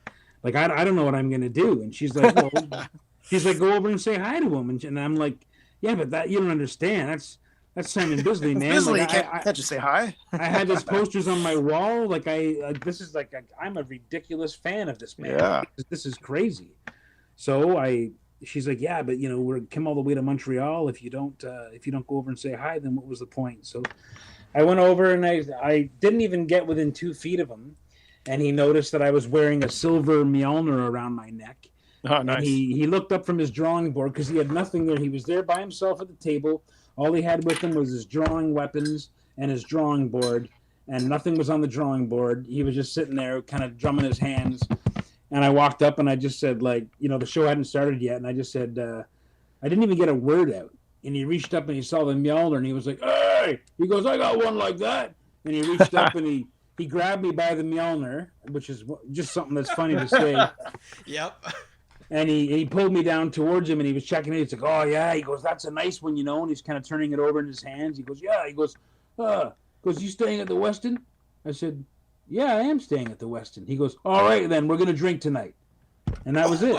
He was like, have you ever had moose juice? And then Simon Bisley and I drank all night long. And drank until 4 and 5 in the morning. And my wife had to babysit us because we were getting into street fights and doing all kinds of just absolutely mayhemic behavior. And it was crazy. and I'll never forget it as long as I live, because and he says he doesn't party with the big boys. Come on. Yeah, really. that was granted, that was about 10 years. That was about 10 years ago now, but I'll never forget it, because there I was in a hotel room with literally my idol from when I was in high school, and the guy was a pro wrestler for a while too. So there's all these things about Bisley that are just so amazing to me, and there I am in this hotel room in Montreal at 4 a.m. drinking wine with my childhood hero, and he's looking at my portfolio and telling me how much he likes my work, and there's some part of my head that still to this day doesn't believe it was real. And yet we saw each other at the following month at another show, and we just picked up like we had been friends for forever. It was a strange, wonderful thing, and I've only seen him once or twice since then. And we've never been that close at a show, like in terms of our proximity. But I'd love to catch up with the guy again, because the experience of getting to know a guy like that, having been a fan for so long, and just. Man, that kind of stuff is what. That's all I was trying to say, was that kind of stuff, that fan love. Like, I'm way too chicken shit to talk to Mike Mignola. There's no way. My wife went over and talked to him because I couldn't do it. I actually couldn't do it.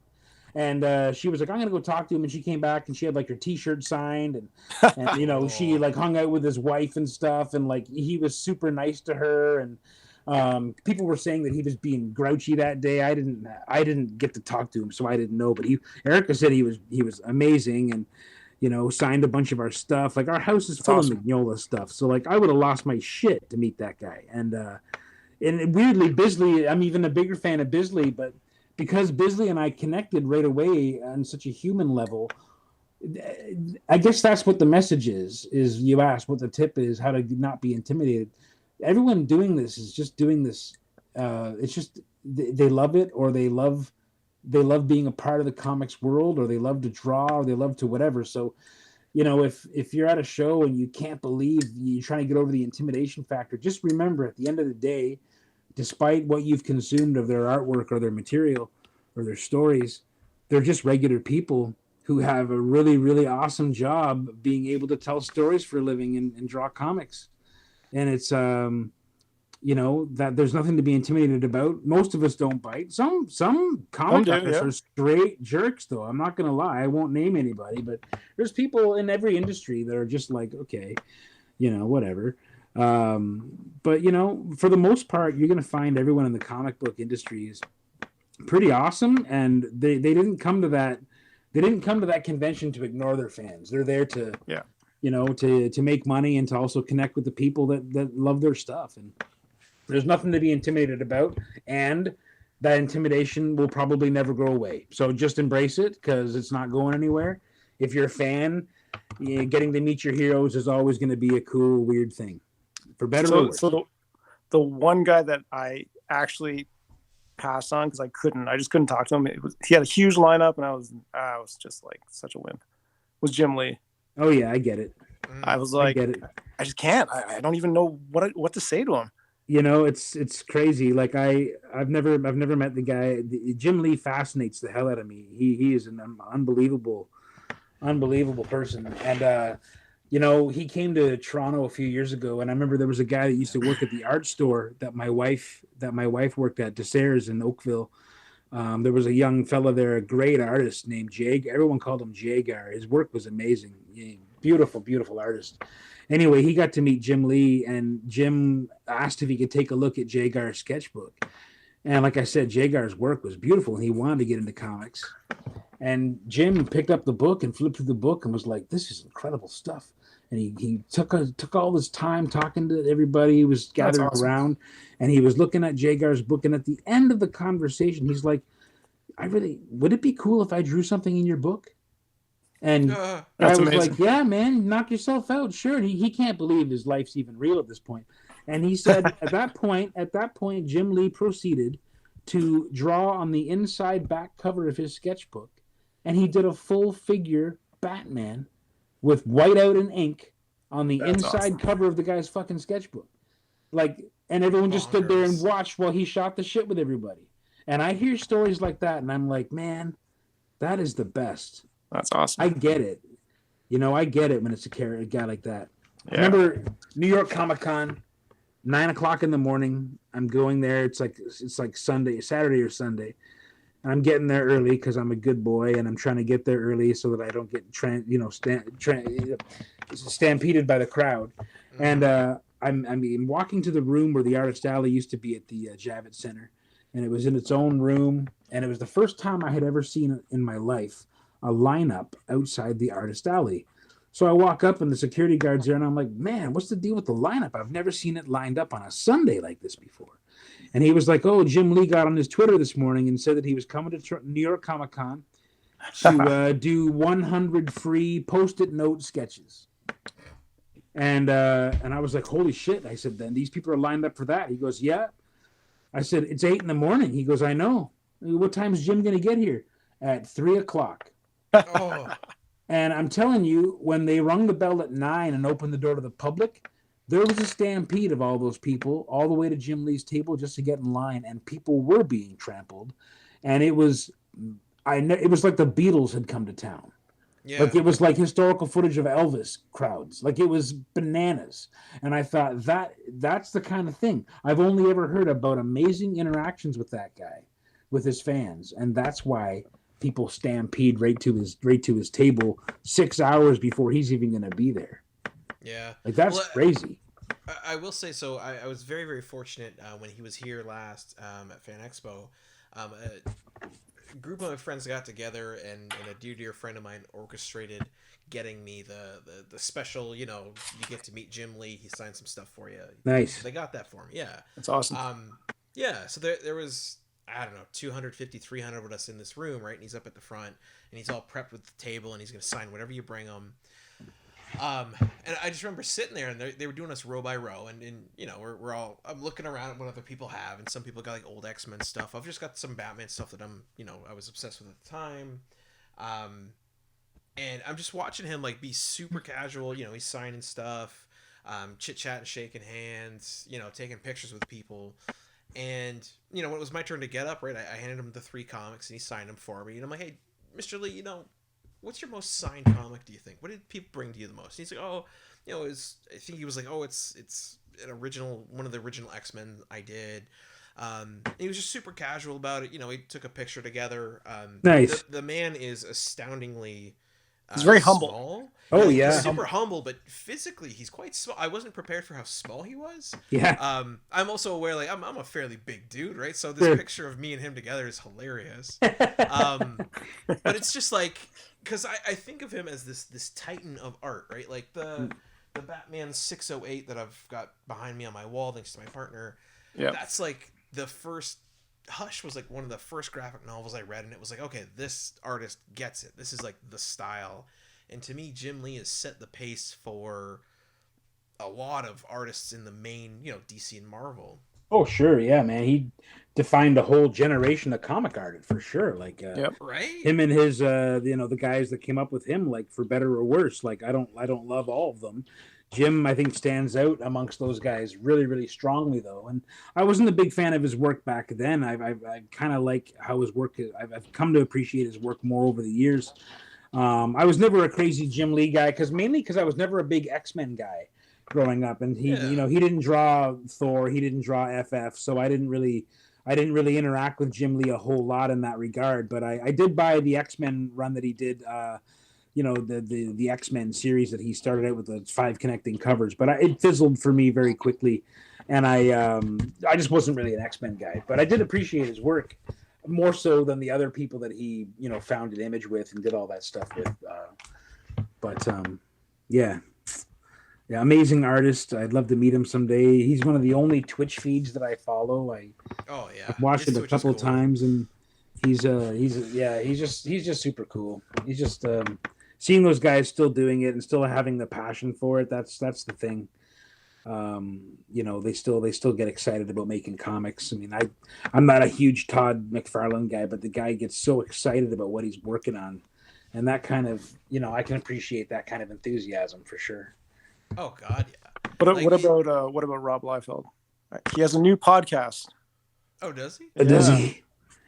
I'm going to be honest with you. I've never been a fan of Mr. Liefeld's work, but I will say, And I don't like his cranky pants attitude to a lot of the stuff he's doing online. Like, I know he's got his beefs, and many of them are legit, but I kind of grow weary of him sometimes. However, a couple of things about Rob Liefeld. I have nothing but respect for the guy, because for as long as there has been an internet, there has been people hating Rob Liefeld on it. There's been websites dedicated to their hatred of the man. He actually couldn't believe when he finally got exposed to this thing called the internet that there was this person out there called Rob Liefeld that everyone hated so much. And then he realized it was himself, and he was just kind of like floored by it, because he'd gotten out of comics and gotten into film and everything else. And Rob Liefeld, I tabled next to him in Toronto, I want to say it was like 2016 or something 2017. My table was right next to his. It was pretty incredible experience. You know, he was charging like $80 for anything with a Deadpool signature. You know, anything Deadpool with a signature on it. I think it was expensive, but he's one of those guys that's earned that spot. You know. Yep. I never saw anyone treat their fans as well as I saw him treat people. That's good. He did a couple of free sketches on the fly for people, like collect. Oh, cool. Yep, He had an open suitcase on the floor between our booths behind the desk that was so heaped up with Canadian cash. It looked like a it looked like a lampoon drawing. Oh God. I never saw anything like it, because it was just his lady was there with him taking the money, and you know, like, he was shaking hands and giving people a warm fan experience that I didn't hear one person complain about their experience with Rob Liefeld at that show. And I have to say, he was kind and very, very courteous to my wife and I. And my opinion of the man changed immensely after tabling next to the guy. Since then, he's done some things that have really pissed me off, but that's a whole other conversation. I never was a huge fan of his work, though. I'll be honest. But man, so many of my friends were. They were crazy about the guy back in high school. Crazy about him. So he has a very, very serious business acumen. I think that's a commonality between all those image guys. Like, yep. Love them or hate them, they're smart businessmen. Well, you know, here's the thing too. Like, I'd see people hate Rob Liefeld and really tear him up over a drawing. And, you know, he can sit there, and the way he can respond is so, like, I've seen him destroy people just by saying, well, you can have your opinion about my work, and that's fine. I'm going to sit here in my giant backyard sipping a Mai Tai next to my Olympic-sized swimming pool that a career in comics that anyone would be enviable of paid for. Have a nice day. You know what I mean? Yep. Like, and he doesn't have to, that's not even him flexing. That's just reality. Yeah. Yeah, you know, I find he is a very polarizing person. Like yourself, Mike. I've never really been huge into his work. Yeah, I can appreciate the character Deadpool. Actually, having read anything of Deadpool, like, my access to Deadpool on a comic level is like, he made an appearance in Savage Avengers that I thought was hilarious. Beyond that, I've seen the covers that people go crazy for them. And, like, all the clips I've seen of him, the video shots, the pictures on Instagram, because I follow him on Instagram because he's a creator, he generally seems like a cool dude, but, like, I don't see why people have... The people that hate him, they really hate him. And I'm like, I don't see it. Like, yeah, I mean, it's true. I don't love his work. He makes choices that I wouldn't make, but then, you know, whatever I perceive as laziness on his part, a lot of people can find that stuff in my own work. So I really just feel like if it's not for you, then vote with your dollar and don't consume it. And if you don't like it, there's probably better things to do than go online and talk about how you don't like it. But I was never a fan of his stuff, but, you know, the mark he's left on comics is a real one. Yeah, absolutely. It's you know, you can't argue against it for sure.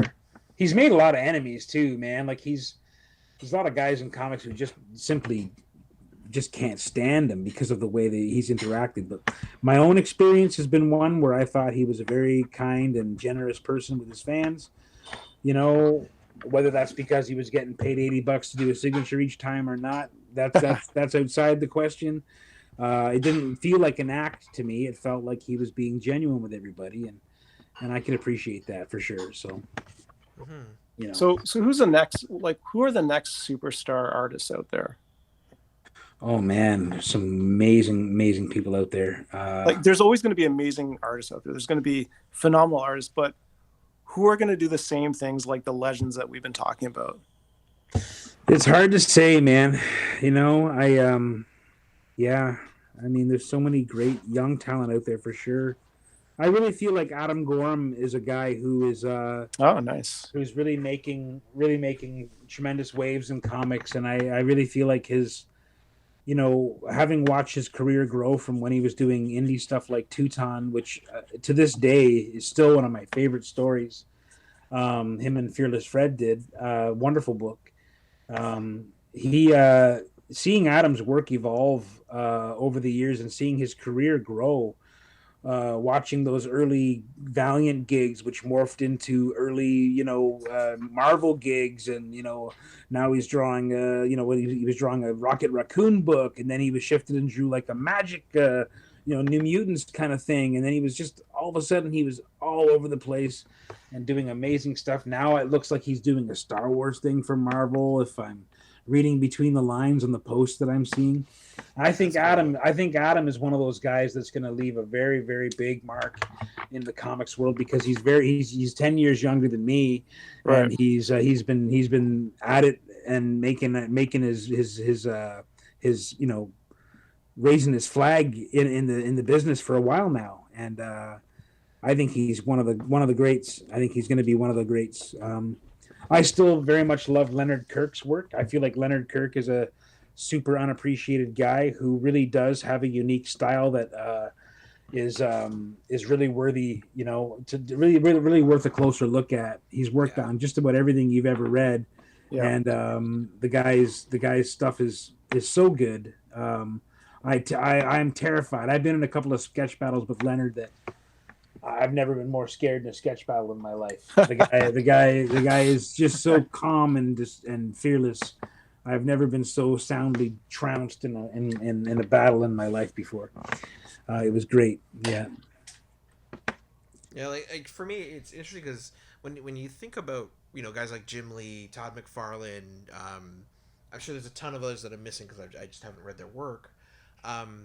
You also got to remember, I think that we think of them that way now, but at the time it was just, oh, this dude's just putting out this cool comic. So to me, like when I think of names that I think people 20 years from now are going to go, oh, yo, this guy totally set up a whole new style and all this stuff.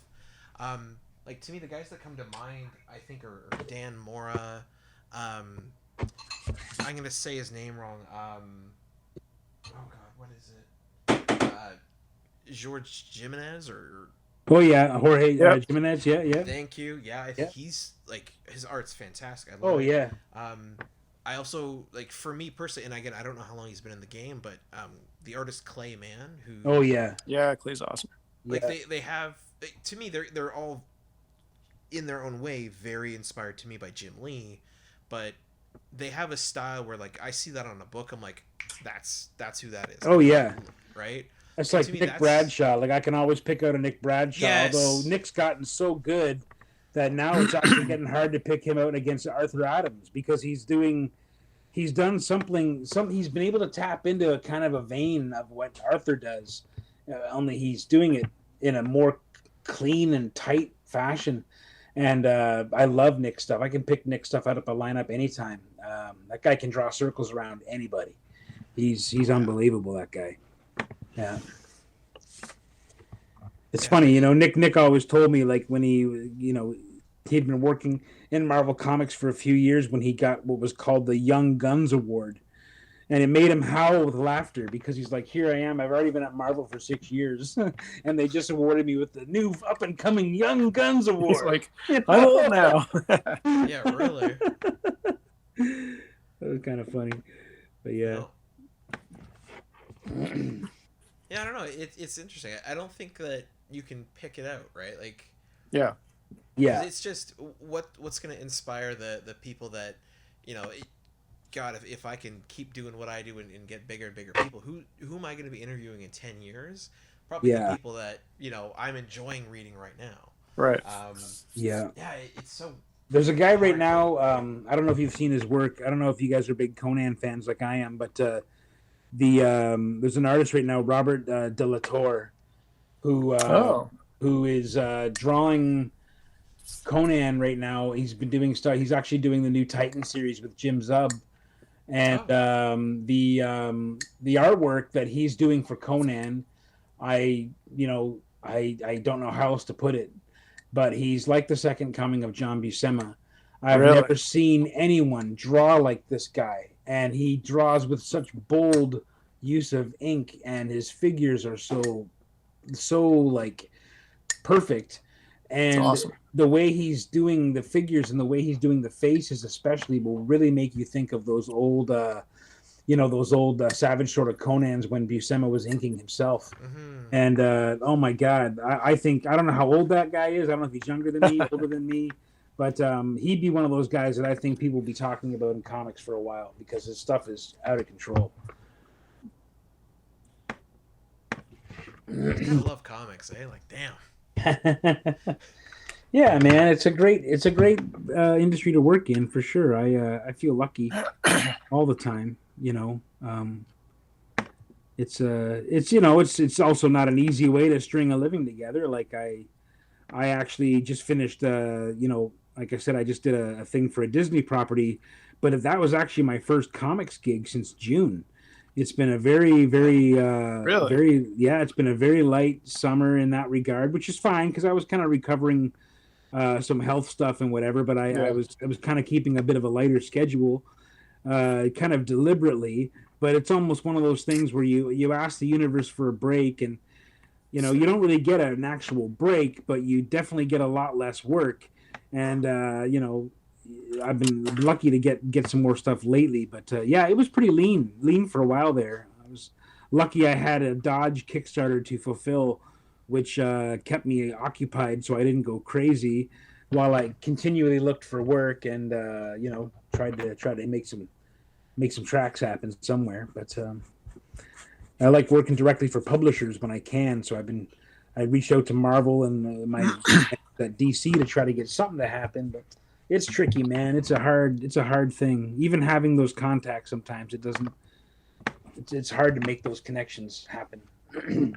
Yeah, exactly. Like I find it interesting because I full well believe, and from what I've seen, it seems to be that way, that the way that one could get a gig at Marvel or DC or now I guess Image, Boom, Dark Horse, all these companies has just totally changed. Where previously you could I'll send in my portfolio and say, hey, here's what I can do, and they would just accept it. And now they're just like, yeah, don't send us anything, please. No, that was just like. Yeah, it's I mean, you definitely got to have a link that you can send, but don't. If you end up with an editor's message, like if this is some advice that I can give, if you end up with an editor's contact information, don't go ahead and just send them a pile of attachments or a link, because those emails will never get seen by anybody, because the way they firewall at Marvel and the bigger publishers, like those unsolicited emails with attachments just ain't getting through. But if you're able to connect with somebody, like what I did was I just reached out to an editor that I had a connection to and said, hey, I got your connection from so-and-so. I would love to be able to show you some samples of my work. Would you like me to send you a link to my website, or could I send you some attachments if I kept them under a certain size? And she was really cool and got back to me and said, yeah, send me some attachments. That way I've got them in my inbox. And then I sent them and I heard nothing back. And then the next day I was like, so did you get those things? And she was like, yes, I did. And that was it. So Cool. I was just kind of like, well, cool. I'm just going to chill with that. And, whatever happens, right? Like, nothing ventured, nothing gained. But, it's tricky, man. It's tricky business for sure. And Mike, you were telling me before that even the model for going to something like Image with, you can't go to them anymore with like, here's 12 pages and, a plot outline. You've got to go to them with, here's 12 issues completed. Here's our response, as an indie comic. Here's our audience. Yeah, I mean, yeah, I can't. I've never. I mean, my experience with Image has always been just like variant covers and things like that. But Dodge originally was supposed to go to Image. It was greenlit for Image before I even started drawing it, and that's because it's a prequel to Retcon, which was at Image, which was Matt's book where you first meet Chris the Animal Dodge, and which is an awesome book. If anyone wants to grab it, it's super good. Retcon, but because of the production delays we had with Dodge when I got started were suddenly very severe in 2018. We ended up kind of losing the heat on that green light, I think, and so now we've kind of been searching for a publisher. But yes, you can't really go and bring anything to a publisher again until it's completed. So unless you have at least 3 books in the bag, they're not even going to look at you. And that's just because the competition is already so high, and also so many projects flake out of existence. The days of if you're a well-known creator, if you've got a fan base, if you've got years of reputation, or you were on a Marvel book once before, or you have a good professional credentials, then you might be able to pitch a book based off of some concept art, some cover art, a good story synopsis, and maybe a few pages of sequentials just to give them an idea of where you're going with it. If you've already got that existing fan base and gravitas, then that's not a problem. But if you're just starting out, you've got to show them that that your book is completed, or you're in a place where you can take the book to completion. All you need is a publisher to help turn the wheels, right? Like kind of thing. So does it matter if you have an audience already? Does that help that you bring an audience? Oh, I think so. Yeah, I think what I've heard happening with a lot of and I don't. This isn't like hard and fast like the only way it is rules, but like, I mean, I've been supporting different indie books for years, and one of the cool things when you go to a Comic-Con every year and you see that same indie creator that you only see at that show, and now you're getting the 3rd issue of their book or the 4th issue of the book. One of the cool things that happens is if those books get that kind of fan love happening on their own with their own gasoline, right, then it's nothing for an Image editor to walk over to that table, see that kind of fan love, see the swag and the fandom that's attached to this character, and then decide, what, we want to publish this book. You've already got 3 issues out, so let's republish those 3 issues remastered, and we're going to make it a 7-issue or an 8-issue run, and that's what it's going to be. But the first 3 are already done. And how far are you? Oh, I've got the next 2 issues done. Okay, well, you've already got 5 issues done. So let's get something together for like an 8-issue run or something like that. Now you've got something that you can publish month after month without any hiccups while you draw the end of the story.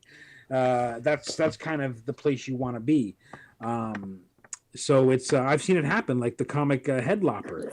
That was love that comic. I love that comic. So good. Love that. And that was a comic that it had its own fan base. Like the first time I saw that comic, I think was my wife. We were at New York Comic-Con. I think my wife, she basically ran over to my table, like had gone for a walk to get a coffee and came back and said, "You've got to go check out Andrew McLean's table. I was just over there chatting with him and his wife. The guy's story is amazing. You're gonna love it.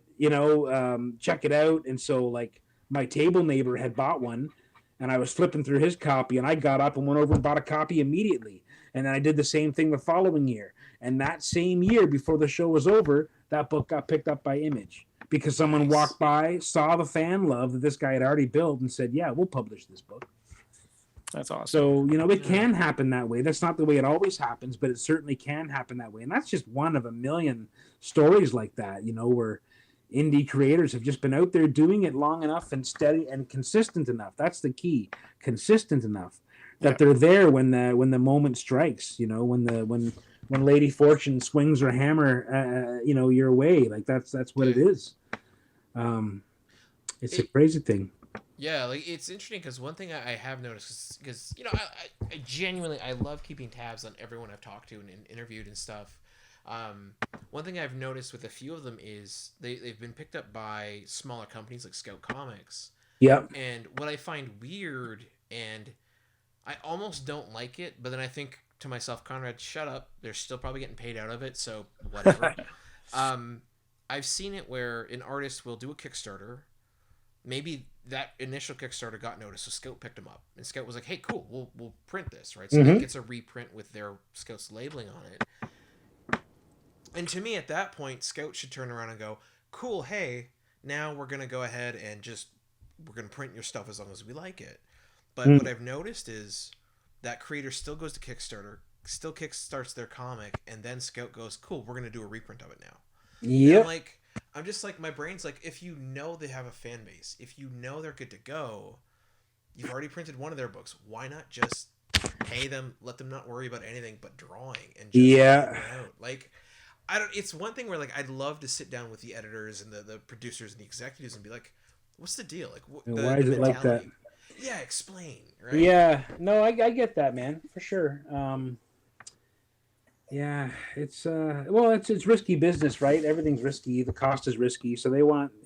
I mean, I'm seeing even. I mean, you see them get criticized sometimes for it, but I've seen companies like Dynamite and Archie Comics kickstart books that they have, in solicitation that are coming out. Like they're going to kickstart the book, get the fan base, get the printing and everything kind of paid for, and also it gauges the interest. And then you have enough to print the book, you satisfy your Kickstarter, and then you have printing extra that you can sell into stores because now it's the kind of thing that's been brought to life. Because some stories aren't going to fly, so we have the technology. I guess in a way it makes sense that a publisher might want to save some money or maybe test market something with a Kickstarter. Yeah, that's fair.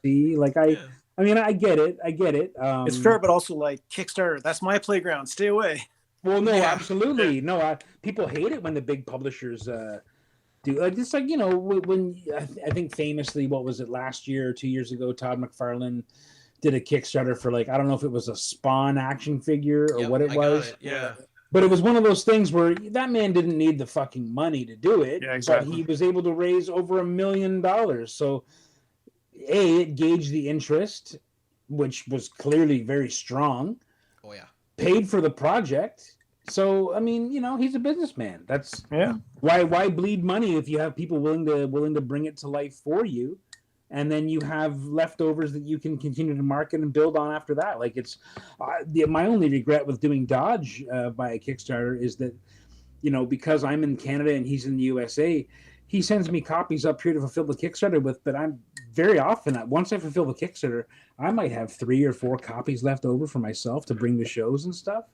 So it's really the kind of thing, until we get the wheels under us, it's really the kind of thing that you can only get by Kickstarter.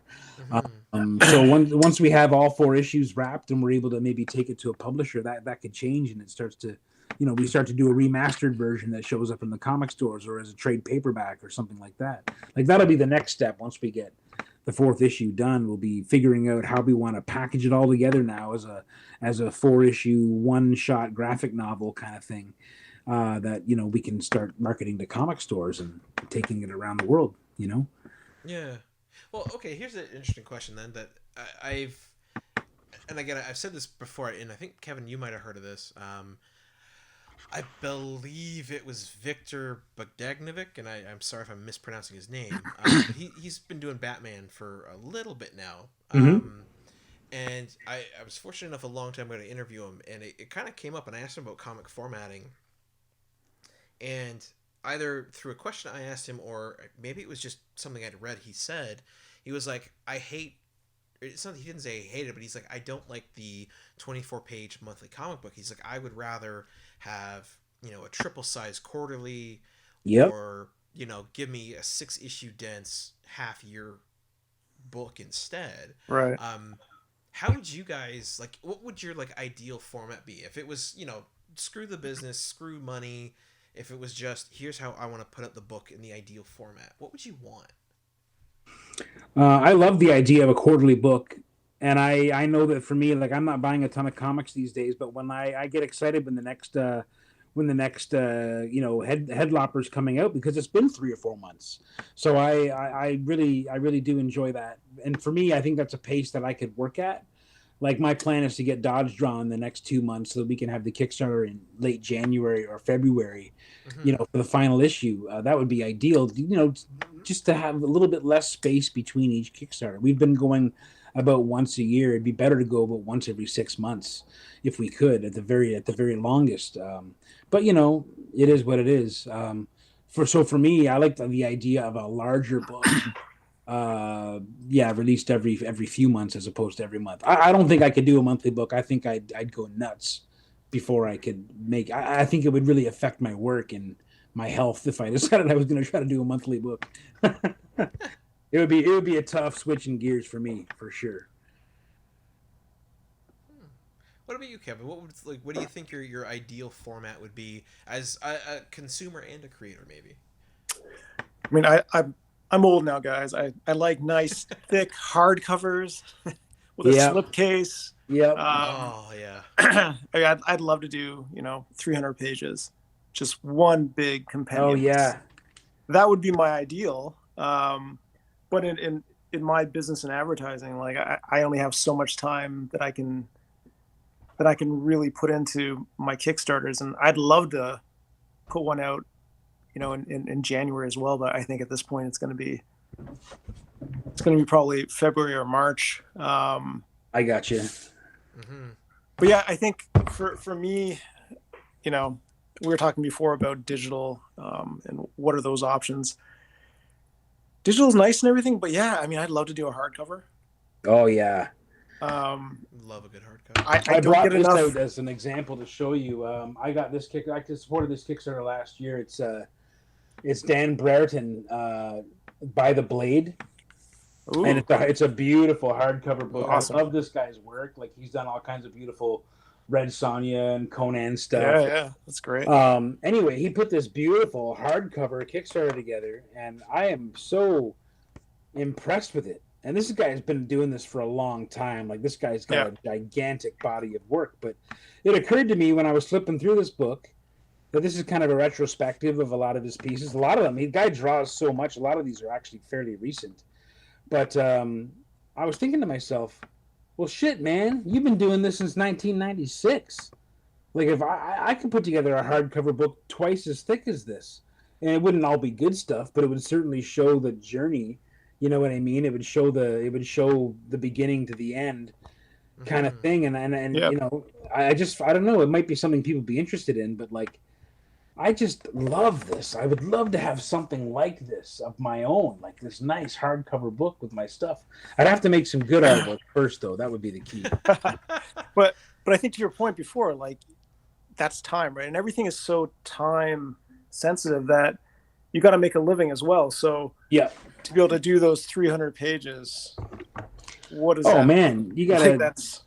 Yeah. You got to have the lights kept on somehow. You know what I mean? Like, you got to keep food on the table, especially if you got little ones. Like, I don't know how anyone. My hat goes off to anyone with children who works in the creative field in any capacity, because that has got to be super, super tough. I've never felt for a moment in the last 25 years I've been doing this that I was ever stable enough that Erica and I take pretty good care of each other, but like the idea of having other lives on the line when I can go 3 months without a paycheck, like, I'm still waiting for a paycheck from one of my publishers, a major publisher that I've worked for since I invoiced them in May. I'm still waiting to get paid. Like, it's almost a month's rent that I've been having to like make do and shift month after month after month. Like, it's the way the business is sometimes. It's unfair and ugly in that regard. So it's never been one where we felt we could actually, even if we really wanted kids, where we could actually find, make it a viable thing, I don't know. It's been a tricky thing. So I know guys who draw comics at Marvel that have kids, and I'm like, I don't know how you do it. I don't know how you hit your deadlines. I don't know how it's even possible. Like, are they just faster, or? I don't know. It's just that dedication, right? It's got to get done because this is the job. Like, it's, it's crazy, man. I have a feeling that's where a lot of stories from professional artists, where they turn around and they go, well, had a deadline, so I started at lunch the one day and I drew until 5 a.m. the next day. Oh man, Yeah, pretty much. You know, I listened to when I was taking some of his classes, I would listen to Ty Templeton tell me stories about how, like, you know, he was a stage actor, and he would literally bring his comic book pages and things that he was working on with him to the filmings or to the performances. And literally, in between moments on stage when he was giving his lines, he'd be in the back fucking drawing comics because those deadlines had to be hit. He'd be in costume, dressed as like a whatever 18th century soldier or something, drawing comics in the back because I got to go on stage. Here comes my line, Wow. Bananas, So right? that guy just loves the medium, though. Oh yeah, You gotta love it. You'd be hard pressed to find anyone who loves comic books more than that man. Yeah.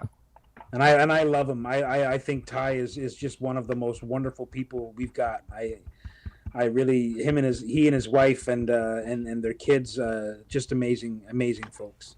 I've learned an awful lot from that guy, and I'll always be grateful for the things he's taught me over the years. Just an awesome guy. Yeah. Man, so I'm drawing a Krampus. If you guys haven't figured that out yet, sort of a Krampus-y looking guy. Anyway, Yeah. Awesome Krampus, man. Amazing. I want to take a look at what Kevin's doing here, because I've had. Yeah, have a good look. Oh, dude, that is crazy, man! I love it. I love the atmospheric perspective you've got going on with those background trees. Thanks. He's got a jug of moose juice there. If you haven't, I love it. guessed Yeah, he's even got It's a the theme. ropes, the yellow ropes. That's what I remember. Yeah, beautiful. Oh, that's fantastic. Love it, man.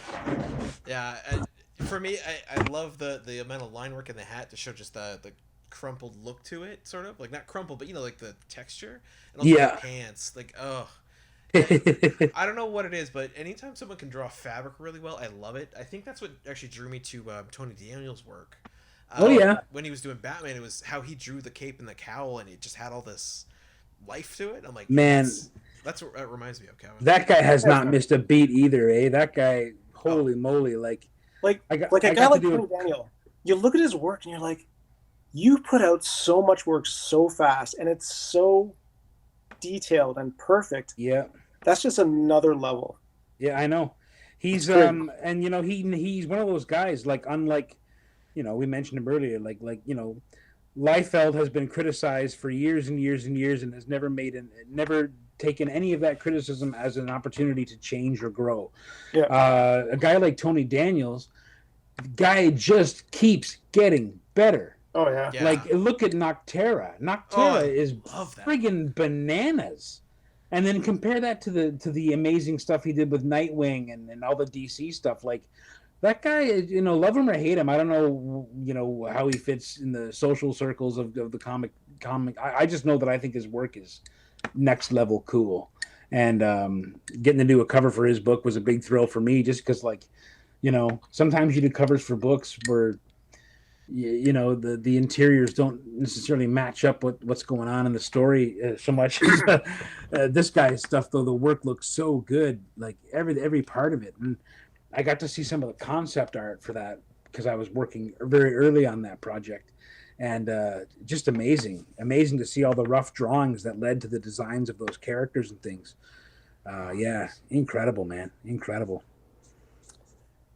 Yeah, that's one of my favorite experiences, really, when I get to work with some of these other, doing covers for people. And I hope you don't mind, Kevin, but I have actually been giving out your name fairly liberally to people when they ask me for cover art, because lately I've been having to turn down a lot of work just for a number of reasons, mostly because I'm overscheduled. But I'm always like, I got a replacement, though. You could try Kevin, and I've been giving people your contact info. So I hope that's happy okay. to help. Happy to help, Mike. I hope that's all right, because I know sometimes you just got to get that first contact happening, and it can turn into a great client. I mean, this is a guy running a business. Like, one good client becomes two, and two becomes six, and next thing you know, you're off to the races. You're busy. So yeah. Anyway, thank you, man. I appreciate that. No problem. There's a couple of people who liked your work, and I hope you'll hear from them. It's always tricky. I hate turning down work. It goes against every fiber. It's weird. It's weird as an artist, to turn down work. It's a horrible that feeling. Might be the last work ever. It's a horrible feeling, and that's the thing. It could be the last work ever. I learned that as an illustrator. Like, you know, that one time you can't come through for that client, and they have to call someone else. And if that fella comes through even better or faster or cheaper or whatever it is, that's it. You've just lost that regular nice gig you had, and it was nice, and it's too bad, but that's just the nature of the beast. So I've never turned down work, but lately, the past couple of years, I just simply haven't been able to do it. And so I've been trying to turn down work in a fashion that allows me to connect other people that I know. Yeah. I'll say like, hey, you know, I can't do it, but I know a guy who can draw kind of like me, and he does this, or he does this, or, you know, oh, this guy's great at werewolves, you know. You should get him to do your werewolf book or whatever it is, because you just never know, right? Yeah. You know, I think that's also age, Mike, because you get to a certain point where you're like, I could kill myself for that next project, or I could do something else, refresh myself, and be that much better for the next project. Yep. Yeah. I mean, I had to turn down so much beautiful work in the past couple of months, and it's just been work I haven't been able to do. I just don't have the time. There's not enough hours in the day. Yeah. And I was already committed. Like, a lot of people are like, yeah, but this is paying you, and that thing you're working on doesn't pay, or whatever the case is. And it's always like, yeah, but I'm committed to it. I made a commitment to finish it and see it through, and I can't take on other work right now, regardless of how tasty it is, or how lucrative it is, or how exciting the property is. And it sucks, man. Like I said, it goes against every part of my natural, you know, electronic functions. But I have to preserve myself, because there's only so many hours in the day, and I'd rather, you know, the end of the day, the only person I'm disappointing really is myself. But if I can't do the work, I don't want to waste anyone's time. Yeah. You know? No, that's fair. Wow. But yeah, so I try to find my friends' work. It doesn't always work out, but man, I do try. I always feel like, you know, if I can find a competent replacement, I don't mind if I lose that gig forever and it becomes a regular gig for my friend, because at least, you know, there's still a transfer of energy and positivity and good spirit happening there, and that's the most important thing for me. So you're a good man, Mike. Well, you got to have that stuff, man. You got to. What are we all doing otherwise?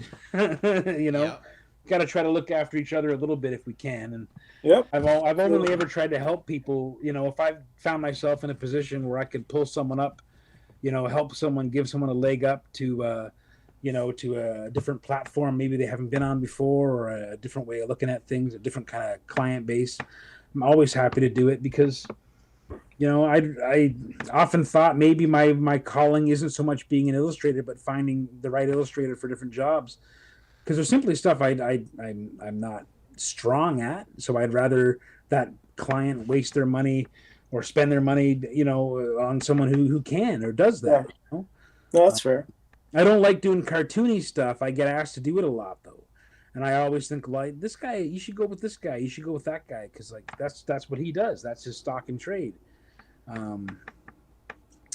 So I try to where I can. I think I would have made a pretty decent agent for artists, to be honest with you. I think you would have too. Yeah. I speak the language well enough, but it's you know, sometimes you're just busy enough trying to find work for yourself. It's hard. It's hard to want to share it sometimes. But yeah.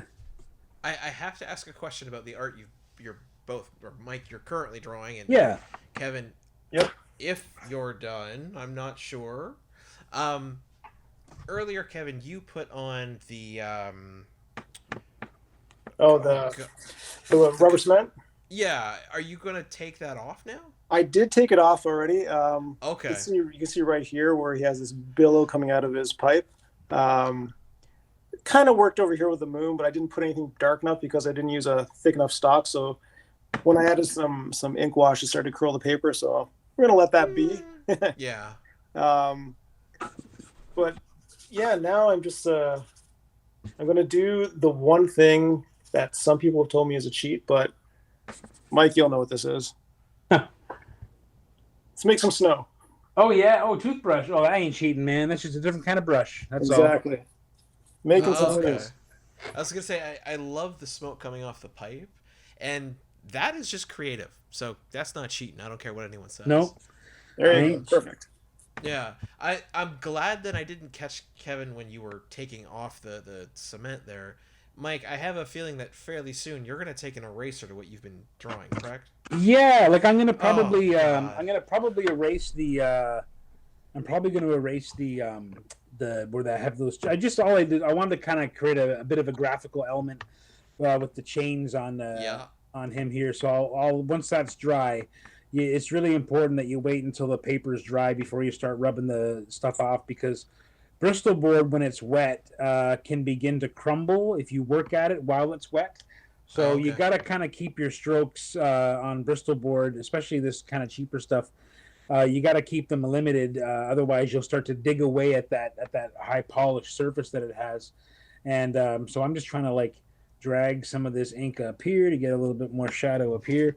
But yeah, I basically just try to make it dark around that area where I laid down kind of just the outline of the chains. And I don't know how well it's going to turn out, but we'll see. That's part of the thing with using masking. You're never really sure if it's going to work. And sometimes it works too well.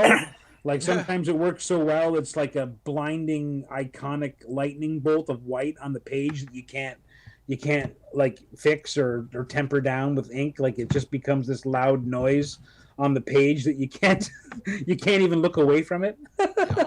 You know, sometimes it's like that. What did I do recently? I had to do something where it was like stone that was cracking, and the cracks were illuminated. They weren't like black cracks in the stone; they were illuminated cracks. And I had to do it in a way where I rendered the bricks. But I had used this whiteout, this liquid mask pen to make the lightning, like to make the cracks first, thinking I would render everything, shadow everything, and the cracks would stand out all nice and illuminated. Well, they did, but they did so well that they actually looked cheesy. They actually looked like they were super over the top, and they were too thick. There was no subtlety to them. And so now I was trying to like go in and try to work into those shapes, and it just turned into a whole thing. And I was like, that's why they have Photoshop, man. Like I know you want to, I know you're obsessed with doing the old school thing, but god damn it, they have Photoshop for a reason, like Rooth. Like right now, I'm battling with the the acrylic that I put on this stuff here. Oh yeah, didn't work out. It's coming off blue almost. Oh yes. So now I'm like, what can I use? So I've tried everything, and I'm like, all right, whiteout. Yeah, whiteout, have to do That'll do it. Well, that whiteout stuff, those are, I mean, that's Bill Sienkiewicz's secret weapon. I mean, that's what honestly so good. He loves that stuff, and he what I like actually, he doesn't use the nozzle on it. He actually seals the nozzle, leaves the cap on, and uses a pin and punctures the other end with a pin, and draws with a fine pin line, and pulls off some really cool shit with that. That's awesome. Wow. Yeah. Okay, so we're like 2.5 hours into this, so we are longer than I ever thought we would be. I'm having fun. I didn't even notice. Yeah. So, I should probably get back to my job. So what I want to ask is, so we've got these amazing drawings. Obviously you're gonna do whatever you want with them, but what do you guys want to do with them? Do you want to try and sell them? Like, how can people buy them if that's the case? Do you want to donate them to something? I mean, I'm happy to. Yeah, like what? Donate whatever. Yeah. Yeah, man. I mean, I'd be happy to. I mean, I've been doing pretty well with auctions and stuff lately. Sometimes I'll auction stuff. I would do something like this for charity, though. I know that right now my friends at Sketchamania, they have a charity thing going where I think their auction probably ends tomorrow at like noon. But they did artwork on Tuesday night that get auctioned, and all the funds get collected, and it goes to support one family in need at Christmas this year. But we've supported a bunch of other things. We recently did a big thing for a cancer like a wellness kind of retreat. So we try to do things now and then. I like to support a lot of indigenous causes as well. If I can. So something like this, I'd be happy to support whatever we could. I mean, if you wanted to, I mean, I don't know. If you want to run an auction on this through, to generate some, generate a little bit of traffic on Wednesday night reviews as well, Konrad, you'd be welcome to. I could mail you this artwork. You could do with it. You could keep it. You could do with it what you please. But I'm happy certainly to don't pass mind. mine along as well because, yeah, I mean, right now I'm just happy if somebody wants my work. So Yeah. No, I'm just happy to get to spend some time doing some drawing and. Again, we don't do stuff like this. We forget why we love it. Otherwise it's just work. It's just work, and that's okay. It's okay if it's just work. I don't imagine even the greats got excited every day when they had to draw Spider-Man again. I'm sure anyone having to draw a New York City skyline or a street scene, I'm sure they there was lots of mornings they didn't want to go to work. So, no, nice to just draw for fun and. Draw without any consequence, that's what it's all about. So then, you know what, Mike, if you don't mind, I would love it if you could pass me along maybe after this the contact details for the Sketchelmania folks. Sure. Do you know if they're having another one coming up? They just had one on Tuesday. They've been kind of sporadic lately. That's probably the last one for the year. They might do one around Christmas time, which is possible. They had a Christmas themed one this week actually. Martin Slam Duncan is the guy. He's also a podcaster. Does the Sketchelmania. I mean, if I would say if it was earlier in the week, we could submit these to that auction. People would definitely bid on them, and that money would go towards the that family in need. We've done that. We've done that every year. This is actually the first year I didn't do it because I knew I had tonight, and I also did it last night, and last night we just ended up being kind of a bad night for me. But I hate missing it. So yeah, I could donate this to a cause for sure. Let's do it. Then yeah, you know what? I would love. I'll reach out to Slam Duncan there. Yeah. Because yeah, if we could do something like that, I think that'd be amazing. Sure. Because as much as I would appreciate the art, you know what? I have a Swamp Thing from you, Mike. Kevin, I've got that Viking skull from you, so and as much as I enjoy it, I want this stuff to go and if not pay you directly, like do something good in the world. Yeah, man, absolutely. Sure. Yeah, we'll get something worked out. So for now, I'll say maybe unless it's going to be in your way, hold on to it. Otherwise, I'm happy to send you my address, and then you know what? We'll I'll chat with Martin too about Sketchelmania. I do think that unless they run the auction till Monday. If they run the auction till Monday and we can get a scan to those guys today, then I'm sure he'd put it up. But otherwise, we could add this to another one that they're doing, or trying to think. Actually, this weekend, the Things Are Getting Sketchy guys. They are doing a hand turkey night. I won't be there because I'm going to be in Fredericton. But they're doing hand turkey night where they're going to be each drawing hand turkey art, like super like you're literally tracing your hand and making into a turkey, quote unquote. But it's going to be awesome. It's going to be superheroes and turtles and stuff. Oh, that's cool. Yeah, that's great. But yeah, I think we could probably run something. I'm trying to think. Well, we'll chat about it anyway. We can figure out something for these.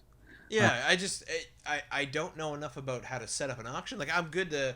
I could sit down, chit chat with people, talk comics, make cool content, but yeah, I don't know about the rest of it yet. So yeah, I've just been doing my auctions super basic style on Facebook and Instagram, just literally people commenting in the comment, bidding in the comments, and it's pretty simple that way. I know that that's a good way to control it because the bidding in the comments is also time stamped just by its nature. Plus the order of and if you're mostly on do you have most of your stuff on Instagram or Facebook? Would you say? Usually it's Instagram for me. I don't do too much on Facebook. You could always just do the Instagram auction too, where people bid in the comments of the Instagram. Just keep it to Instagram only. That way, you're not watching two auctions at the same time, which is tricky as hell. I have to do that all the time because I do mine on Instagram and Facebook. And I got to have two open at the same time. It's annoying when you get snipers at the end who are trying to outbid each other on two different platforms. Oh, God. It's a bit crazy, but yeah. All right. Then, we'll chat about this and see what we can get some good... Sure, man. Some good vibes out into the world with these, because these are freaking amazing. Oh, man. Glad you like it. Yeah. Always fun to draw monsters, man. It's never a bad day when you're drawing monsters. I don't actually know. get to hang up the phone with you guys tonight and draw monsters all night. Awesome.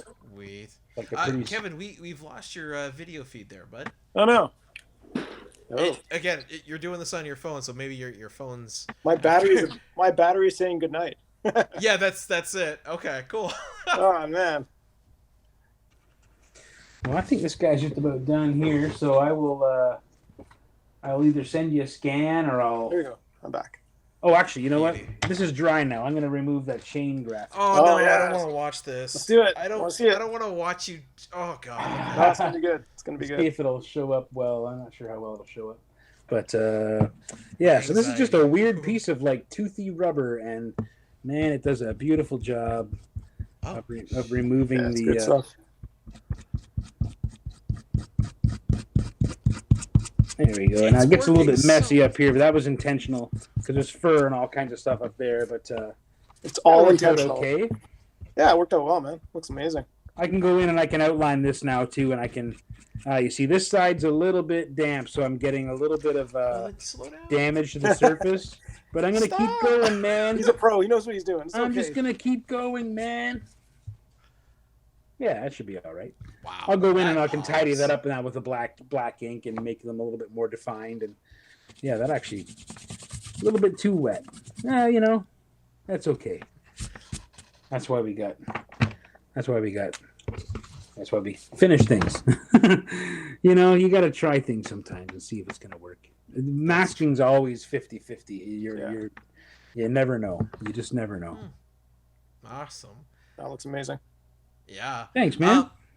Well, you know, yeah, so Mike, after this, then yeah, we'll definitely connect and see what we can do about getting this used for something good. Sure. This is absolutely fascinating. I think, you know what, in my typical style, I'll end this then the same way I normally do, which is, I guess, Kevin, we'll have you go first just because you're on my screen on the one side there. What is it that you want folks to know? I want to let them know. Thanks for supporting the bestiary Kickstarter. That was an amazing first attempt at a Kickstarter, and Mike and I are very thankful. It went so well. Keep your eyes open. The next Kickstarter for Feral the Beast Within, it's coming out February, March, hoping for February. Yeah, stay tuned. It's going to be awesome. Beautiful. And Mike, I appreciate your outlining your chains there. Yeah. What would you want people to know? If you are in the if you're listening, I'm not sure when this is going to air, but as of the weekend of what day is it today? Today is the 23rd. So yeah, the 25th and 26th, 27th this weekend. Anyway, is the Big Country Expo. It's the first ever Big Country Expo. And I'll be there as a guest artist along with Dan Parent and Tom Grummett, who is going to beat my brains out in a sketch battle. And actually quite a great lineup of creators coming to it. It's a small show. It's their first time doing it.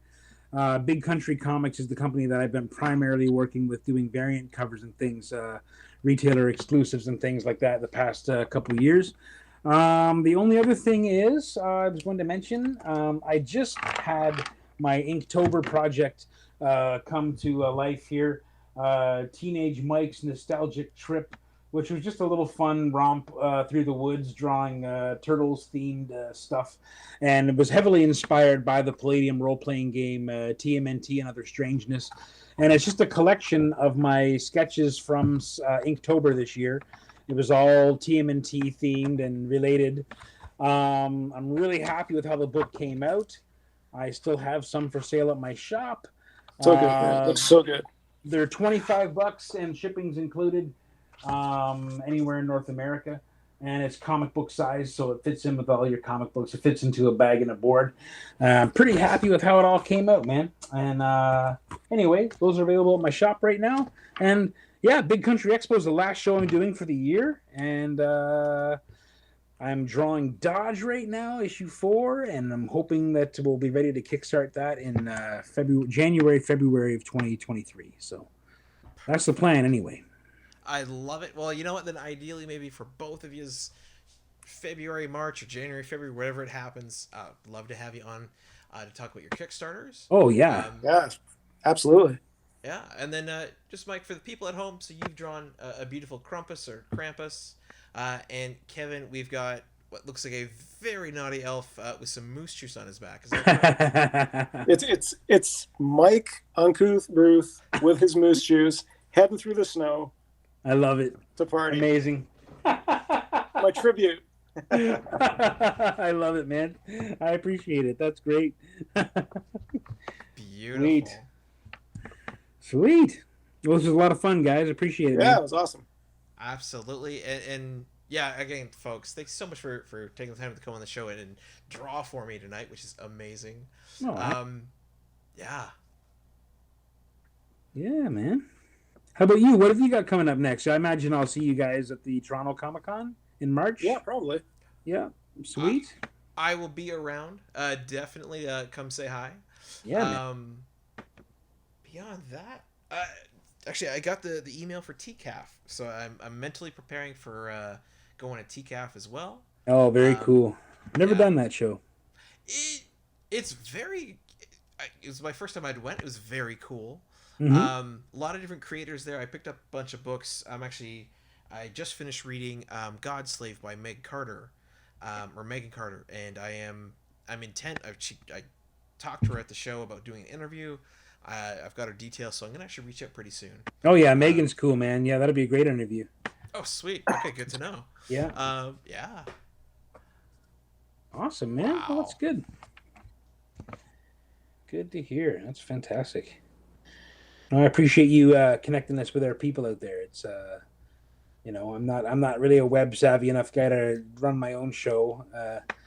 I don't think anyone needs me to run my own show, but I like coming on these types of things, man. And yeah, it's just cool to talk about the business. It's a thing that you don't get to do very much in the business. Oddly enough, it's rare to have a platform where you can kind of talk about that stuff. So it's good. Yeah, and Very much appreciate it. thank you, Konrad, for setting this all up. It was excellent, man. You're a credit to your craft. Absolutely. Thank you Absolutely. very much. Yeah. I've had a lot of fun. I wish I could draw it and work along with you. We don't need to see what that would look like. But it's funny. Sketchamania, Martin always draws too, and he's not any kind of artist at all, like in that regard. But he produces. He comes out every week and draws, and man, it's pretty good. He's actually getting better over the years. But That's awesome. Yeah, it's pretty cool. Yeah, you draw with us next time, Konrad. It doesn't matter. No judgment. Exactly. No judgment at all. Yeah, maybe I'll figure out a setup and I'll give it a go. Yeah, that'd be awesome. Awesome. Then, yeah, absolutely, guys. I appreciate you're still doing the final touches. We'll make sure we maybe the thumbnail will have the final when you've decided it's done image. But Sure. Again, thank you so much for the folks out there in YouTube land. Keep an eye on this. Keep an eye on the social medias for both Mike and Kevin. All the links will be down below. You'll see their names on screen, and that way we can help out. You can maybe get some cool art, get the funds to go to a good cause. And yeah, like, comment, subscribe, and we'll see you next time. Golden age to present, digest to oversize. Never miss new comic day. Yeah, no surprise. So where's my no prize? Check the letter columns. Can't find issue 2? Collector problems, cliffhangers, mysteries. You need answers. When did Batman become Green Lantern? I get it. True believer, not lying. Always up for an awesome summer crossover.